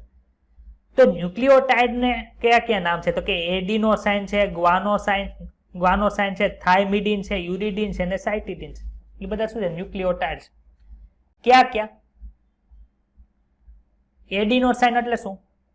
તો કે જે શર્કરા છે એની સાથે એડેનાઇન નામનું અથવા તો એડિનિન નામનું જે નાઇટ્રોજન બેઝ જોડાયેલું હોય તો એને શું કહેવાય? તો કે એને એડિનોસાઇન કહેવાય. એડેનિનની જગ્યાએ ગ્વાનિન આવેલું હોય પેન્ટોસ શર્કરા સાથે તો એને ગ્વાનોસાઇન કહેવાય અથવા તો ગ્વાનોસાઇન પણ કહી શકો. હવે એની સાથે થાઇમિન નાઇટ્રોજન બેઝ જોડાય તો કે થાઇમિડિન હોય. યુરેસિલ હોય તો એને યુરેડિન કહેવાય. અને જો સાઇટોસિન આવેલું હોય તેને શું કહેવાય? સાઇટિડિન કહેવાય. તમને એવું પૂછે નીચેનામાંથી કયું ન્યુક્લિયોસાઇડનું ઉદાહરણ છે? તો આ નામ યાદ રાખો: સાઇટિડિન, યુરિડિન, થાઇમિડિન, ગ્વાનોસાઇન અને એડિનોસાઇન. એ બધા કોના ઉદાહરણ છે? ન્યુક્લિયોટાઇડ. સર આમાં કેમ બે ઓલામાં ઇન પ્રત્યય લાગ્યું છે બધામાં ડીન પ્રત્યય લાગ્યું છે? તો કે જે પ્યુરિન છે એમાં ઇન પ્રત્યય અને જેમાં પિરિમિડિન જોડાયેલા છે એમાં ડીન પ્રત્યય લાગ્યું છે. ખબર પડી કે ડાઉટ છે? ના સર, ખબર પડી. ઓકે, નીચે જોઈએ. ન્યુક્લિક એસિડ નામ આપીએ છીએ તો એ કેવા હોય? એસિડિક હશે. હવે એસિડની અંદર મોનોમરની અંદર એ કોણ જોડાયું હોય? તો કે એસિડ જોડાયું. તો તમને એવું પૂછે ન્યુક્લિયોટાઇડના ઉદાહરણ આપો તો એમાં તમને ડાયરેક્ટ ખબર પડે કે જેની પાસે એસિડ લાગ્યું હશે એ બધા કેવા હશે? ન્યુક્લિયોટાઇડ. ન્યુક્લિયોસાઇડ અને ન્યુક્લિયોટાઇડને તમારે અલગ કરવા હોય તો કે કરવાનું? તો કે જેની પાસે એસિડ લાગ્યું હોય એ ન્યુક્લિયોટાઇડ અને જેની પાછળ એસિડ લાગેલો ન હોય એ કોણ હોય? ન્યુક્લિયોસાઇડ હોય. તો અહીંયા જો એડેનિલિક એસિડ, થાઇમિડિલિક એસિડ, ગ્વાનિલિક એસિડ, યુરિડિલિક એસિડ અને સાઇટિડિલિક એસિડ છે એ બધા કોણ છે? ન્યુક્લિયોટાઇડ છે. ડીએનએ અને આરએનએ છે ન્યુક્લિક એસિડ છે એ માત્ર ન્યુક્લિયોટાઇડ જ ધરાવે છે. ન્યુક્લિયોસાઇડ છે એ ડીએનએ કે આરએનએ અંદર હોતા નથી. યાદ રાખજો. અને ડીએનએ અને આરએનએ જે છે એ આનુવંશિક દ્રવ્ય તરીકે વર્તે છે. ચાલો, આમાં શું છે તો કે આ આપણને શું જોવા મળ્યું તો કે પેન્ટોસ શર્કરા છે, જેના બીજા કાર્બન ઉપર આપણને OH જોવા મળે છે. એટલે એ કેવી છે તો કે આરએનએ ની અંદર આવતી શર્કરા છે. ચાલો, એની અંદર એડેનિન છે તો એડિનોસાઇન છે, યુરેસિલ આવેલો હોય તો યુરિડિન છે. હવે અહીંયા શું કર્યું, 5મા કાર્બન ઉપર છે આપણે ફોસ્ફેટ સમૂહ જોડે. આમાં ભાઈ કાર્બન કઈ રીતે હોય ઈ કયો પેલા તમને સર, તમે બીજો કાર્બન કયો, બીજો કાર્બન હોય ક્યાં તો કે પહેલો કાર્બન અહીંયા, બીજો કાર્બન અહીંયા, ત્રીજો કાર્બન અહીંયા, ચોથો કાર્બન અહીંયા, 5મો કાર્બન આ લીટી છે એની ઉપરની સાઈડ હોય. તો અહીંયા બધે બીજા કાર્બન ઉપર તમને OH જોવા મળે છે. જ્યારે તમે ડીએનએ નું સ્ટ્રક્ચર ભણશું આપણે ત્યારે ન્યુક્લિયોટાઇડ જોશું, એમાં બીજા કાર્બનની ઉપર OH ની જગ્યાએ ખાલી H આવેલો હશે. અને 5મા કાર્બન ઉપર અહીંયા ફોસ્ફેટ જોવા મળે છે, એટલે હું શું છે તો કે એસિડ છે, ન્યુક્લિયોટાઇડ છે. ક્લિયર કે ડાઉટ છે આમાં? નો સર. હવે આ કોલેસ્ટ્રોલ નું ખાલી સ્ટ્રક્ચર આપ્યું છે, એ ખાલી સ્ટ્રક્ચર તમારે જોઈ લેવાનું રહેશે, કેમ કે કોલેસ્ટ્રોલ નો કોઈ પણ જાતનો ઉલ્લેખ છે એ આપણા ઓલામાં આવ્યો નથી. અહીંયા 2 ડાયાગ્રામ બાકી છે, રિબોઝ અને ગ્લુકોઝ. એ આપણે કાર્બોદિત ભણવાનું બાકી. જ્યારે આપણે કાર્બોદિત ભણશું ત્યારે આ 2 ડાયાગ્રામ તમને હું સમજાવીશ. ચાલો, જૈવ અણુઓ. જૈવ અણુઓ કોને કહેવાય તો કે આપણે શું કહેતા હતા તો કે જે ભાગ છે કાર્બનિક બધા કોષની અંદર જોવા મળે, કાર્બનિક ભાગ જોવા એને જૈવ અણુ કહેવાય. તો એને સૂક્ષ્મ અને બૃહદમાં કઈ રીતે કહેતા તો કે જે દ્રાવ્ય હશે એ સૂક્ષ્મ જૈવ અણુ, જે ઉપર રહ્યા છે એ બૃહદ જૈવ અણુ. જો આપણે આ બધું ભણી ગયા છે, ખાલી હવે રીડિંગ કરવાનું છે. એસિડ દ્રાવ્ય ભાગ એટલે ઉપરનો કે નીચેનો? નીચેનો, જે આપણે એસિડ ટ્રાયક્લોરોએસિટિક એસિડમાં જોવા મળતો. એમાં સમાવેશ થતા બધા રસાયણો છે. એક સામાન્ય વિશેષતા એ છે કે એનો અણુભાર જે છે એ 18 થી 800 ડાલ્ટન ની અંદર જોવા મળે છે. આ ડાલ્ટન શું છે તો કે એક પ્રકારનો વજન માપવાનો એકમ છે. કિલોગ્રામ આમાં વાપરી શકો નહીં. તમારે નાની એવી એક રેતીની કણ હોય એને તમે કિલોમાં વાપરી શકો કયો તો?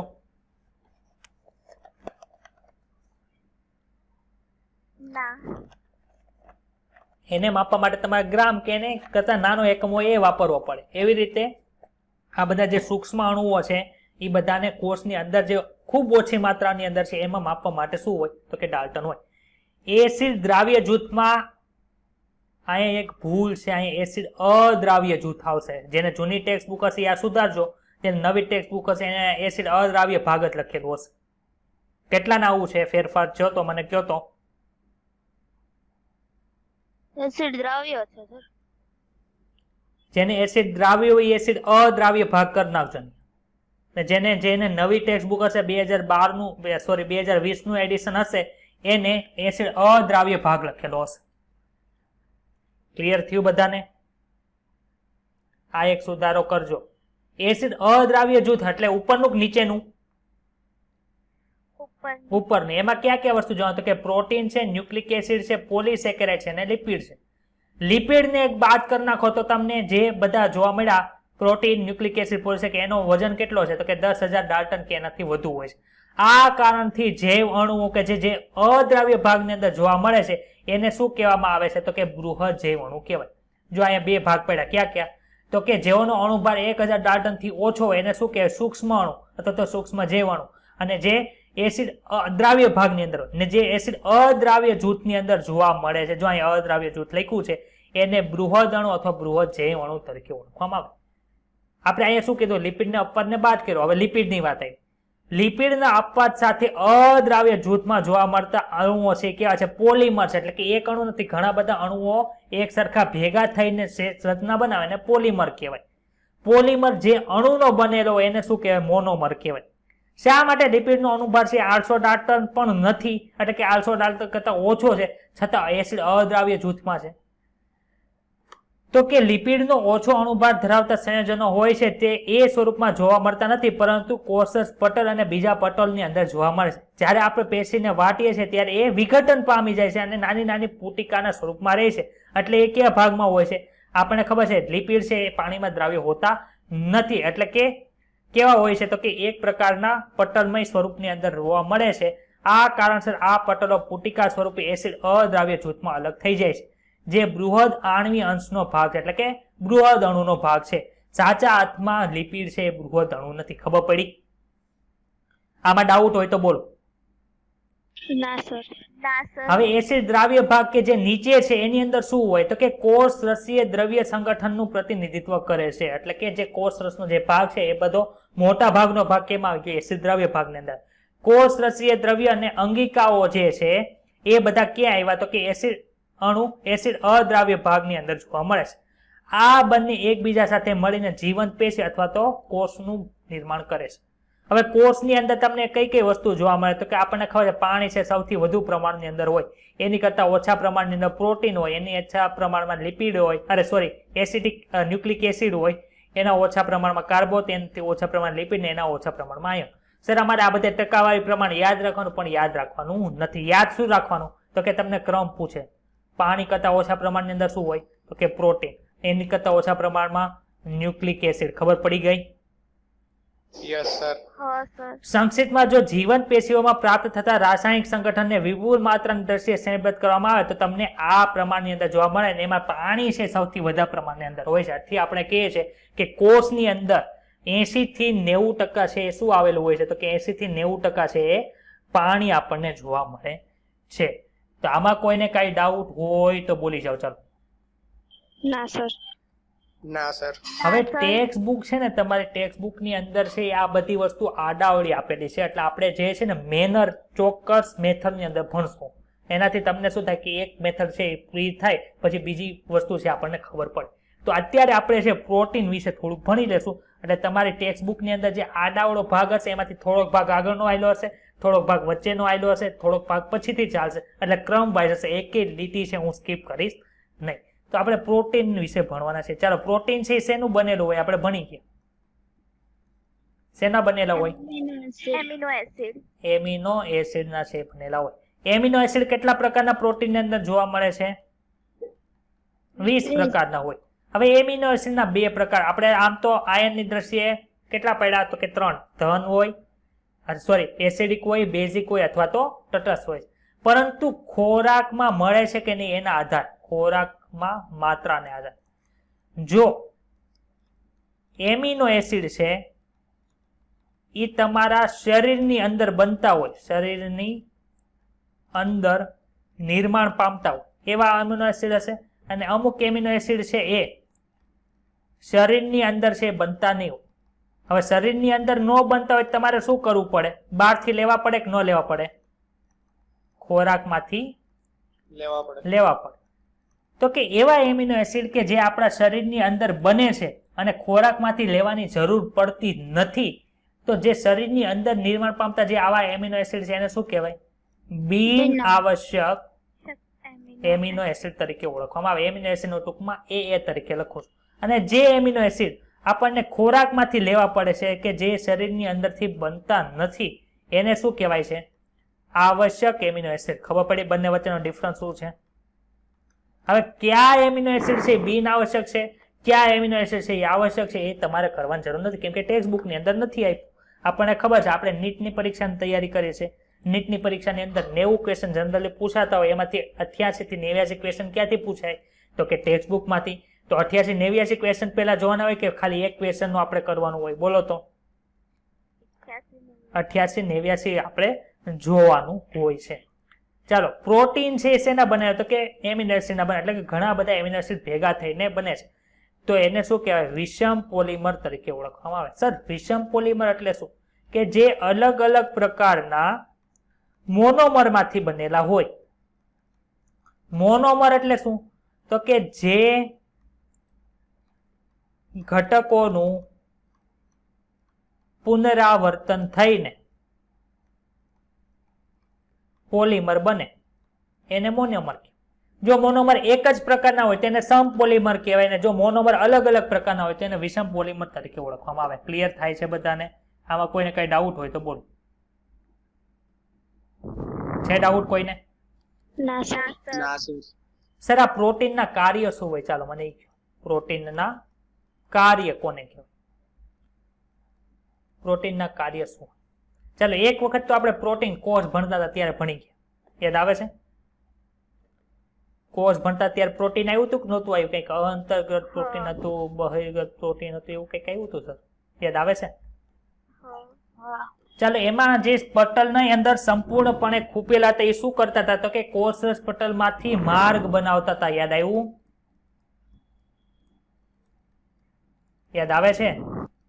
જે ધ્રુવીય અણુ છે જે કોષરસ પટલમાંથી પસાર થઈ શકતા નથી. આપણે આવું દોર્યું હતું કે આ શું છે તો કે આ ભાઈ કોષરસ પટલ છે. લિપિડ દ્રાવ્ય ભાગ છે એ કોષરસ પટલમાંથી પસાર થઈ શકે, જ્યારે લિપિડ અદ્રાવ્ય ભાગ એટલે કે ધ્રુવીય ભાગ હોય એ કોષરસ પટલમાંથી પસાર થઈ શકતા નથી. આવું આવ્યું તો યાદ આવે છે? હા સર. આની અંદર શું હોય તો કે એક આવું અંતર્ગત પ્રોટીન હતું જે શું કરતું હતું તો કે એક પ્રકારનો માર્ગ બનાવતું હતું અંદરથી બહાર જવા માટે. એ માર્ગને શું કહેતા હતા? આયન માર્ગ કીધું હતું. ક્લિયર? તો આ એનું કાર્ય છે, કોષરસ પટલની અંદર માર્ગનું નિર્માણ કરાવે છે. બીજું છે એ એન્ટીબોડી તરીકે વર્તે છે. એ એન્ટીબોડી તો અત્યારે બહુ ચર્ચામાં છે. કોરોના વેક્સિન આપી એન્ટીબોડી બનાવો. એન્ટીબોડી પણ શું છે? આપણા શરીરની અંદર કોઈ પણ રોગી દ્રવ્ય છે કે જે આપણને રોગ કરે છે અથવા તો કોઈ એવા સૂક્ષ્મજીવો છે આપણને રોગ કરે છે એની ફરતે આપણા શરીરની અંદર એક પ્રકારનું પ્રોટીન બને છે જેને એન્ટીબોડી તરીકે ઓળખવામાં આવે છે. ત્રીજું શું કાર્ય છે તો કે અંતઃસ્ત્રાવ છે. અંતઃસ્ત્રાવ એટલે શું તો કે આપણે ડિટેલની અંદર અંતઃસ્ત્રાવ ભણવાના છે 22મા ચેપ્ટરમાં કે એક પ્રકારના પ્રોટીન છે. ઉત્સેચકો, ઉત્સેચકો કોને કહેવાય તો કે આ ચેપ્ટરના એન્ડિંગની અંદર ઉત્સેચકો આપેલા છે જે એક પ્રકારના શું છે તો કે એક પ્રકારના ઉદ્દીપકો છે, જૈવિક ઉદ્દીપકો તરીકે ઓળખવામાં આવે. એ પણ શું છે તો કે પ્રોટીન છે.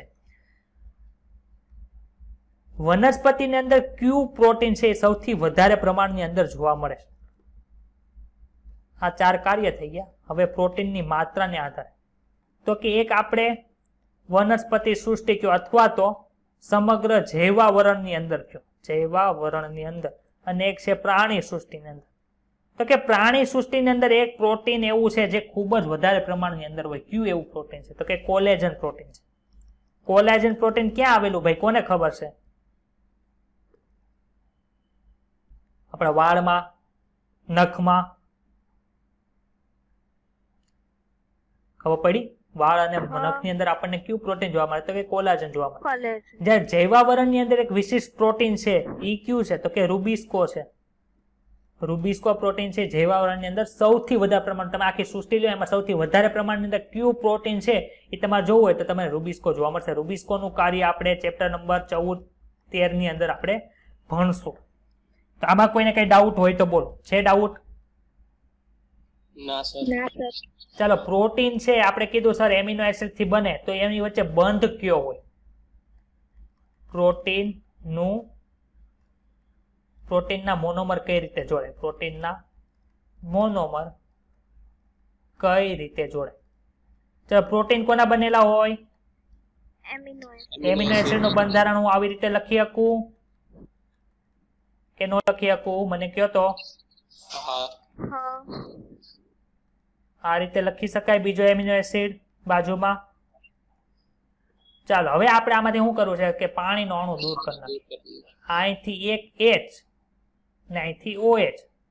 પેલો એમિનો એસિડ છે એમાંથી OH દૂર કર્યો અને બીજા એમિનો એસિડ માંથી H દૂર કર્યો. આપણે આને સિમ્પલી રીતે આવી રીતે લખી શકાય. અહીં NH2 લખ્યો છે, અહીં એક H લખીએ ને બાજુમાં બીજો H લખીએ.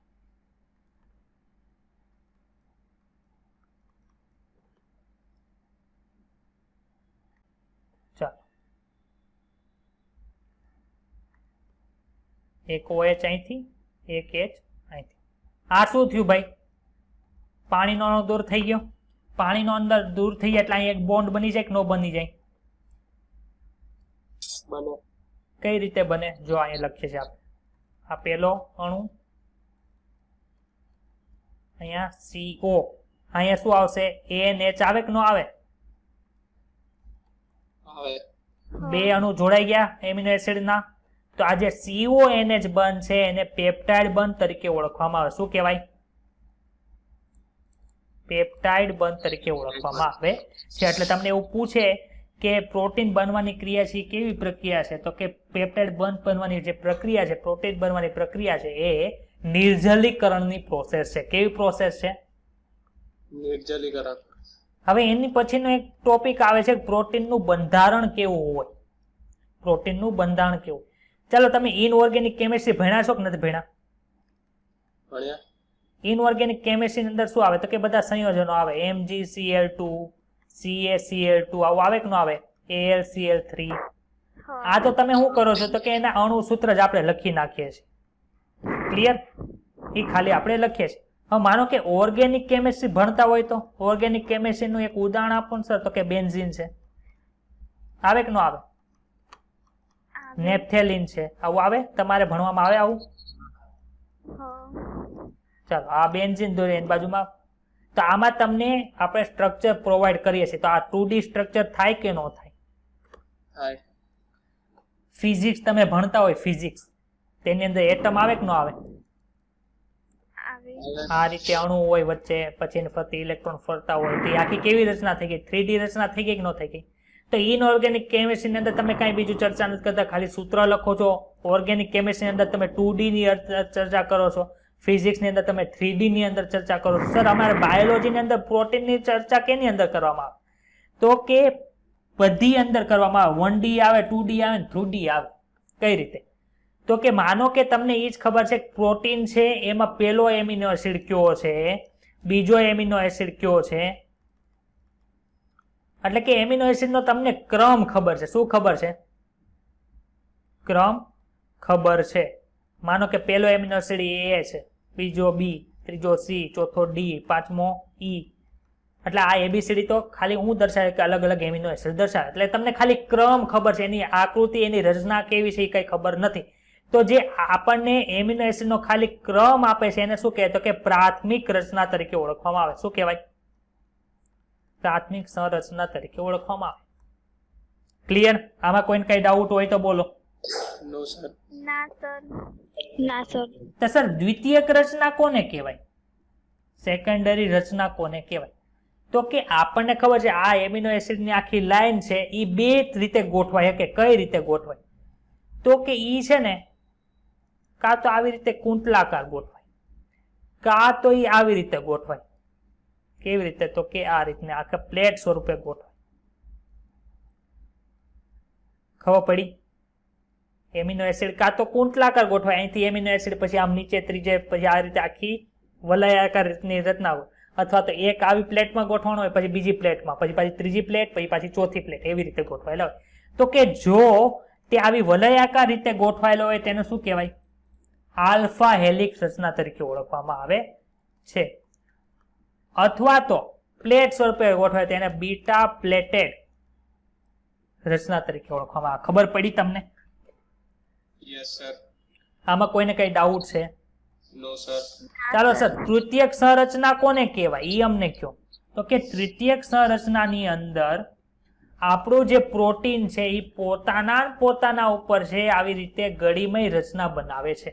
આને શું કહેવાય? તૃતીયક રચના કહેવાય. તો કે તૃતીયક રચના છે એ સાચા પ્રોટીનની આપણને નિદર્શન કરે. એટલે કે પ્રોટીન તરીકે, પ્રોટીનના બધાને ખબર છે ચોક્કસ કાર્ય હોય કે ન હોય? તો પ્રોટીનને પોતાના ચોક્કસ આકાર પ્રાપ્ત ક્યાં થાય? તો કે તૃતીયક સંરચનાની અંદર થાય. હવે આપણને યાદ આવ્યું ગોલ્ગી કાયની અંદર શું કરે? પ્રોટીનનું આખું નિર્માણ થઈ ગયું, પરંતુ એની અંદર સંરચના કે પ્રાથમિક દ્વિતીયકમાંથી તૃતીયક રચનામાં કોણ ફેરવતું હતું?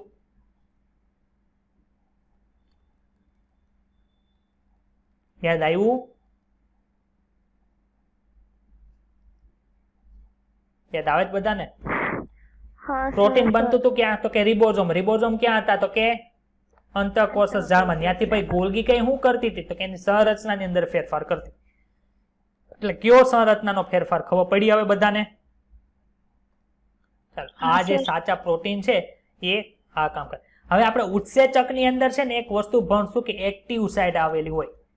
એક્ટિવ સાઇડ છે ક્યાં આવેલી હોય? તો કે પ્રોટીન આપણે ઉત્સેચકોની અંદર આવેલી હોય. એ એક્ટિવ સાઇડ ક્યારે બને? તો કે તૃતીયક સંરચનાની અંદર ગોઠવાયેલા હોય ને ત્યારે બને. અને છેલ્લો ટોપિક આજનો ભણવાનો કે ચતુર્થક રચના. ચતુર્થક રચના કોને કહેવાય? તો કે પ્રોટીનની જે આપણે એમિનો એસિડની શૃંખલા હોય એને શું કહેવાય? પોલીપેપ્ટાઇડની શૃંખલા. તો કે એક પોલીપેપ્ટાઇડની શૃંખલા હોય, પછી બીજી પોલીપેપ્ટાઇડની શૃંખલા હોય, એવી રીતે એક કરતા વધુ પોલીપેપ્ટાઇડની શૃંખલા બની અને જે જળમાં નિર્માણ કરે એને પ્રોટીન કહેવાય. એને શું કહેવાય? ચતુર્થક સંરચના કહેવાય. સર આનું એક એક્ઝામ્પલ આપો ને. તો કે હિમોગ્લોબિન છે ને, તમારા શરીરની અંદર હિમોગ્લોબિન હોય, ખબર છે? હિમોગ્લોબિન ક્યાં આવેલું હોય? તો કે રક્તકણની અંદર આવેલું હોય. તો હિમોગ્લોબિન છે એ કેવી રચના છે પ્રોટીનની? તો કે ચતુર્થક રચના છે. કેમ? તો કે એની અંદર આપણને 2 આલ્ફા શૃંખલા જોવા મળે છે. આલ્ફા શૃંખલા 2 જોવા મળે છે અને 2 છે એ બીટા શૃંખલા જોવા મળે છે. બીટા શૃંખલા જોવા મળે. તો ચતુર્થક રચના હિમોગ્લોબિન ની અંદર આપણને જોવા મળે છે, જેમાં 4 પોલીપેપ્ટાઇડની શૃંખલા હોય. 4 પોલીપેપ્ટાઇડની કઈ શૃંખલા? તો કે 2 આલ્ફા શૃંખલા અને 2 બીટા શૃંખલા. એટલે ચતુર્થક રચનાની અંદર 1 કરતા વધુ પોલીપેપ્ટાઇડની શૃંખલા છે આપણને જોવા મળે છે. તો આમાં કોઈને કઈ ડાઉટ હોય તો બોલો. છે ડાઉટ? No, sir. ના સર. એટલું ક્લિયર થઈ ગયું બધાને? હા સર. કઈ પ્રશ્ન છે? No, sir. તો હવે આપણે પ્રોટીનનું રીડિંગ કરી નાખીએ. ચાલો, પ્રાથમિક સંરચના જોવા મળી કે ન જોવા મળી? એમાં શું છે? તો કે પહેલો, બીજો, ત્રીજો, ચોથો, પાંચમો, છઠ્ઠો, સાતમો, આઠમો, નવમો, 10મો, 11મો કેવો એમિનો એસિડ છે એ ખબર છે. કેવી રીતે ગોઠવાયેલો હોય એ ખબર નથી. હવે એ 2 રીતે ગોઠવાય, કાં તો આલ્ફા હેલિક્સ કાં બીટા પ્લેટેડ શીટમાં ગોઠવાયેલો હોય. જો આવી રીતે ગોઠવાય તેને આલ્ફા હેલિક્સ કહેવાય, બીટા પ્લેટેડ હોય તો એને આવી રીતે ગોઠવવામાં આવે. હવે બીટા પ્લેટેડ હોય કે આલ્ફા હેલિક્સ હોય, કઈ રીતે એવું? જો અહીંયા જો બીટા પ્લેટેડ હોય તો એ આવી રીતે ગૂંચળું વળે છે, બતાય છે બધાને. ને આલ્ફા હેલિકલ હોય તો એ આ રીતે ગૂંચળું વળે છે. બતાણું કે ન બતાણું? બતાય છે. જો આટલો વિભાગ દર્શાવ્યો છે ને એ બીટા પ્લેટેડ થી દર્શાવ્યો છે, અને નીચેનો ભાગ છે એ કેનથી દર્શાવ્યો? તો કે આલ્ફા હેલિક્સ થી દર્શાવ્યો છે. ખબર પડી? હા. એમાં જો ડાયસલ્ફાઇડ બંધથી એકબીજા ઉપર જોવા મળે છે, અને તૃતીયક રચના છે એ પ્રોટીન સક્રિય છે એ રીતની દર્શાવે. ને ચતુર્થક પ્રોટીન ની અંદર શું જોવા મળે? 1 કરતા વધારે પોલીપેપ્ટાઇડની શૃંખલા છે આપણને જોવા મળે છે. હવે પ્રોટીન વિશે આપણે જોઈ લઈએ. ચાલો, પોલીપેપ્ટાઇડ હોય, પેપ્ટાઇડ બંધથી જોડાયેલા હોય, એમિનો એસિડનો પોલિમર છે, 20 પ્રકારના એમિનો એસિડ જોવા મળે, alanine, cysteine, Proline, tryptophan, lysine વગેરે એમિનો એસિડના ઉદાહરણ છે. આ બધા નામ છે ડિટેલની અંદર આપણે ચેપ્ટર નંબર 6 12મા ધોરણની અંદર ભણશું ત્યારે કરવામાં. સમ પોલિમર નથી પરંતુ વિષમ પોલિમર છે. આ લાઈન સમજાણી? હા, sir. આપણને સમ પોલિમર ખબર છે કોને કહેવાય, વિષમ પોલિમર એ ભણી ગયા. એમિનો એસિડમાં જાણકારી ખૂબ અગત્યની છે, પોષણ પ્રકરણમાં અભ્યાસ કરશો. 2 પ્રકારના હોય છે. ક્યાં ક્યાં? તો કે આવશ્યક એમિનો એસિડ અને બિન આવશ્યક એમિનો એસિડ આપણે ભણી ગયા છીએ. કોને કોને કહેવાય? તો કે ખાદ્ય એમિનો એસિડની પૂર્તતા જો ખાદ્ય પદાર્થમાંથી કરતા હોય તો એને આવશ્યક કહેવાય, ને જે આપણા શરીરમાં બનતા હોય એને શું કહેવાય? બિન આવશ્યક તરીકે ઓળખવામાં આવે છે. બીજું શું છે? તો કે એના કાર્ય છે. તો કે પોષક દ્રવ્યની અવર જવર કરાવતા હોય, કેટલાક સંક્રમિત સૂક્ષ્મજીવોથી રક્ષણ આપે, અંતઃસ્ત્રાવ સ્વરૂપે હોય ને ઉત્સેચક સ્વરૂપે પણ આપણને જોવા મળે છે. પ્રાણી સૃષ્ટિની અંદર મુખ્ય પ્રભાવી પ્રોટીન કયું છે? તો કે કોલેજન છે, અને રૂબિસ્કો રિબ્યુલોઝ બાયફોસ્ફેટ કાર્બોક્સાઇલેસ ઓક્સિજનેઝ જે છે આનું ડિટેલની અંદર તમને નામ યાદ રહી જશે. ક્યાં જોવા મળે છે? તો કે સમગ્ર જીવાવરણની અંદર આપણે જોવા મળે છે. અહીંયા અલગ અલગ પ્રોટીન આપેલા છે, એના કાર્યો પણ છે. કોલેજન છે ક્યાં જોવા? તો કે આંતરકોષીય આધારક પદાર્થ તરીકે હોય. ટ્રિપ્સિન એક ઉત્સેચક છે, ક્યાંથી સ્ત્રાવ પામે? તો કે આપણા સ્વાદુપિંડમાંથી સ્ત્રાવ પામે છે. ઇન્સ્યુલિન છે એક કેવો છે? તો કે અંતઃસ્ત્રાવ છે, ક્યાંથી સ્ત્રાવ પામે? તો કે એ પણ સ્વાદુપિંડમાંથી સ્ત્રાવ પામે. એન્ટીબોડી છે એ રોગચાળકો સામે આપણને રક્ષણ આપે છે. રિસેપ્ટર આપણે કીધું હતું ને, કોષની ઉપર તમને બહિર્ગત પ્રોટીન જોવા મળે, એના અમુક કાર્ય હોય છે. કયા કાર્ય હોય છે? તો કે સંવેદનાગ્રાહી તરીકે હોય છે. નાકની અંદર જોવા મળે, જીભની અંદર પણ જોવા મળે. ને અંતઃસ્ત્રાવ, માનો કે ઇન્સ્યુલિન છે એ તમારું થયું હોય તો એ તો લોહીની અંદર જાય, તો મગજની અંદર એ જાતું હોય, ને સ્વાદુપિંડ આપણે પકવાશય ને એ બધે જાતું હોય. તે પકવાશયની અંદર શું કામ કરે છે? એ બાજુના કોષોની અંદર તે કેમ ગ્લુકોઝ ને ગ્લાયકોજન ને એમાં ફેરવે છે, મગજની અંદર કેમ નથી ફેરવતું? તો કે એના રિસેપ્ટર છે ખાલી પકવાશયના જે દિવાલ આવેલી એના કોષો છે એની અંદર જ કાર્યરત હોય છે. અને GLUT4 પાછળના વર્ષોની અંદર પૂછાઈ ગયું કે ગ્લુકોઝનું વહન કોના દ્વારા થાય? GLUT1, GLUT2, GLUT3, GLUT4 એવું આપ્યું હતું. એનો આન્સર શું આવશે? GLUT4. અહીંથી પ્રીવિયસ ક્વેશ્ચન પૂછાઈ ગયો છે કે ગ્લુકોઝનું કોષોમાં વહન છે કોના દ્વારા કરવામાં આવે છે? તો કે GLUT4 દ્વારા થાય છે. અને GLUT4 શું છે? તો કે એક પ્રકારનું પ્રોટીન છે. તો આમાં ડાઉટ છે કોઈને? ના સર. ક્લિયર એટલી વસ્તુ? ચાલો, પ્રોટીનની સંરચના. તો કે પ્રાથમિક સંરચના કોને કહેવાય? તો કે કયો એમિનો એસિડ પહેલો છે, કયો બીજો છે એ દર્શાવે ને પ્રાથમિક રચના કહેવાય. ડાબી બાજુના છેડે આપણે હમણાં પેપ્ટાઇડ બંધની રચના જોઈ, એમાં ડાબી બાજુ કોણ આવતું? NH2 આવતું હતું કે COOH આવતું હતું ભાઈ? આપણે હમણાં પ્રોટીનનું જોયું તો ડાબી બાજુએ કયો છેડો આવતો હતો? જોવો તો ડાબી બાજુએ કયો છેડો આપણે લખ્યો હતો? નોન રિડ્યુસિંગ જો NH2 છે COOH છે? NH2 NH2 છે ને, આથી ડાબા છેડાને શું કહેવાય છે? ત્યાં NH2 આવે એટલે કે N આવે છે એટલે એને N ટર્મિનલ કહેવાય. ખબર પડી? જો ડાબા છેડા પર પ્રથમ એમિનો એસિડ છે અને જમણા છેડા પર છેલ્લો એમિનો એસિડ હશે. પ્રથમ એમિનો એસિડના છેડાને N ટર્મિનલ એમિનો એસિડ કહેવાય. જ્યારે અંતિમ એમિનો એસિડ જે છેલ્લે હશે ત્યાં છેલ્લે છેડે શું હોય તો કે C હોય એટલે એને C ટર્મિનલ કહેવાય. પ્રોટીન તંતુ જે છે એ ફેલાયેલ દ્રઢ દંડ જેવી રચના હોતી નથી, પરંતુ કોન્ટનની જેમ વળેલો હોય છે. એટલે કે ફરતી નિસરણીની તરફ હોય છે અથવા તો બીજું પ્લેટ સ્વરૂપે ગોઠવાય છે. વાસ્તવમાં પ્રોટીન તંતુ કેટલાકમાં કુંતલ સ્વરૂપે હોય છે અને પ્રોટીનમાં માત્ર જમણું ભ્રમણ કુંતલ જોવા મળે. જમણું ભ્રમણ એટલે કે જમણા હાથને તમને જે રીતે આમ કરો અને જે કુંતલ બને એને શું કહેવાય? જમણું કુંતલ કહેવાય. ડાબું કુંતલ એટલે કે આનાથી ડાબા હાથને તમને જે જો એને શું કહેવાય? ડાબું ભ્રમણ કુંતલ કહેવાય. પરંતુ આખું ભ્રમણ કેવું જોવા મળે તો કે જમણું ભ્રમણ જ છે આપણને જોવા મળે છે. અને આ જે રચના છે એને શું કહેવાય? દ્વિતીયક રચના કહેવાય. કેટલાક પ્રોટીન છે એ લાંબી શૃંખલા તેના ઉપર જ તે ઊનના દડાની અંદર. હવે ઊનનો દડો હોય એમાં શું હોય તો કે ઊન છે એની ઉપર છે તમે વીંટવેલી હોય, જોયું છે? પછી રીલ હોય, તમે ફિરકી તમે પતંગ ચગાવો છો એમાં દોરો જેમાં વીંટવાય એમાં ઉપર ને ઉપર દોરો વીંટવાય છે. તો એવી જે રચના હોય એને શું કે તૃતીયક રચના કહેવાય છે. અને પ્રોટીનના ત્રિપરિમાણની જે રચના છે એ દર્શાવે છે. અને તૃતીય રચના છે પ્રોટીનની જૈવિક પ્રક્રિયાઓ માટે ચોક્કસ રૂપે આવશ્યક હોય છે. જે આ તમને જોવા મળશે આ એ છે એ શું દર્શાવે છે તો કે દ્વિતીયક રચના દર્શાવે છે. સેકન્ડરી રચના દર્શાવે. જ્યારે બી છે એ શું દર્શાવે છે તો કે એક જ દોરી છે એ પોતાના ઉપર છે એ વીંટળાયેલી છે એ તૃતીયક રચના દર્શાવે છે. કેટલાક પ્રોટીન એક કે વધુ પોલીપેપ્ટાઇડ કે તેના પેટા એકમનો સમૂહ છે જે પ્રકારે પ્રત્યેક પોલીપેપ્ટાઇડ છે એ પેટા એકમોની એકબીજા સાથે ગોઠવાયેલી હોય છે. પ્રોટીનના સ્થાપત્યને દર્શાવે છે અને પ્રોટીનની ચતુર્થક રચના તરીકે ઓળખવામાં આવે છે. ગોળાની સીધી રચના હોય અને એ એકબીજા સાથે જોડાઈને ગોળા જેવી રચના બનાવે, સમઘન જેવી પણ રચના બનાવી શકે. પુખ્ત મનુષ્યની અંદર જે હિમોગ્લોબિન છે એ 4 પેટા ખંડોનો બનેલો હોય. 2 પેટા એકમ છે એ આલ્ફા હોય છે અને 2 પેટા એકમ છે એ બીટા હોય છે. બીટા થેલેસેમિયા છે, આલ્ફા થેલેસેમિયા છે. આપણે ચેપ્ટર નંબર 5 મેન્ડલનું વાળું જે ઇનહેરિટન્સ અને વેરિએશન વાળું ચેપ્ટર છે એમાં થેલેસેમિયા રોગ ભણવાનો આવશે. એમાં આલ્ફા ચેન હોય એમાં કઈ વિકૃતિ હોય તો એમાં આલ્ફા થેલેસેમિયા કહેવાય. બીટાની અંદર કઈ ફેરફાર આવી જાય બીટા થેલેસેમિયા કહેવાય. આપણે ત્યારે ભણશું. અને આ 2 શૃંખલા છે એ એટલે કે ટોટલ 4 શૃંખલા એકબીજા સાથે જોડાઈને શું બનાવે છે? હિમોગ્લોબિન બનાવે છે.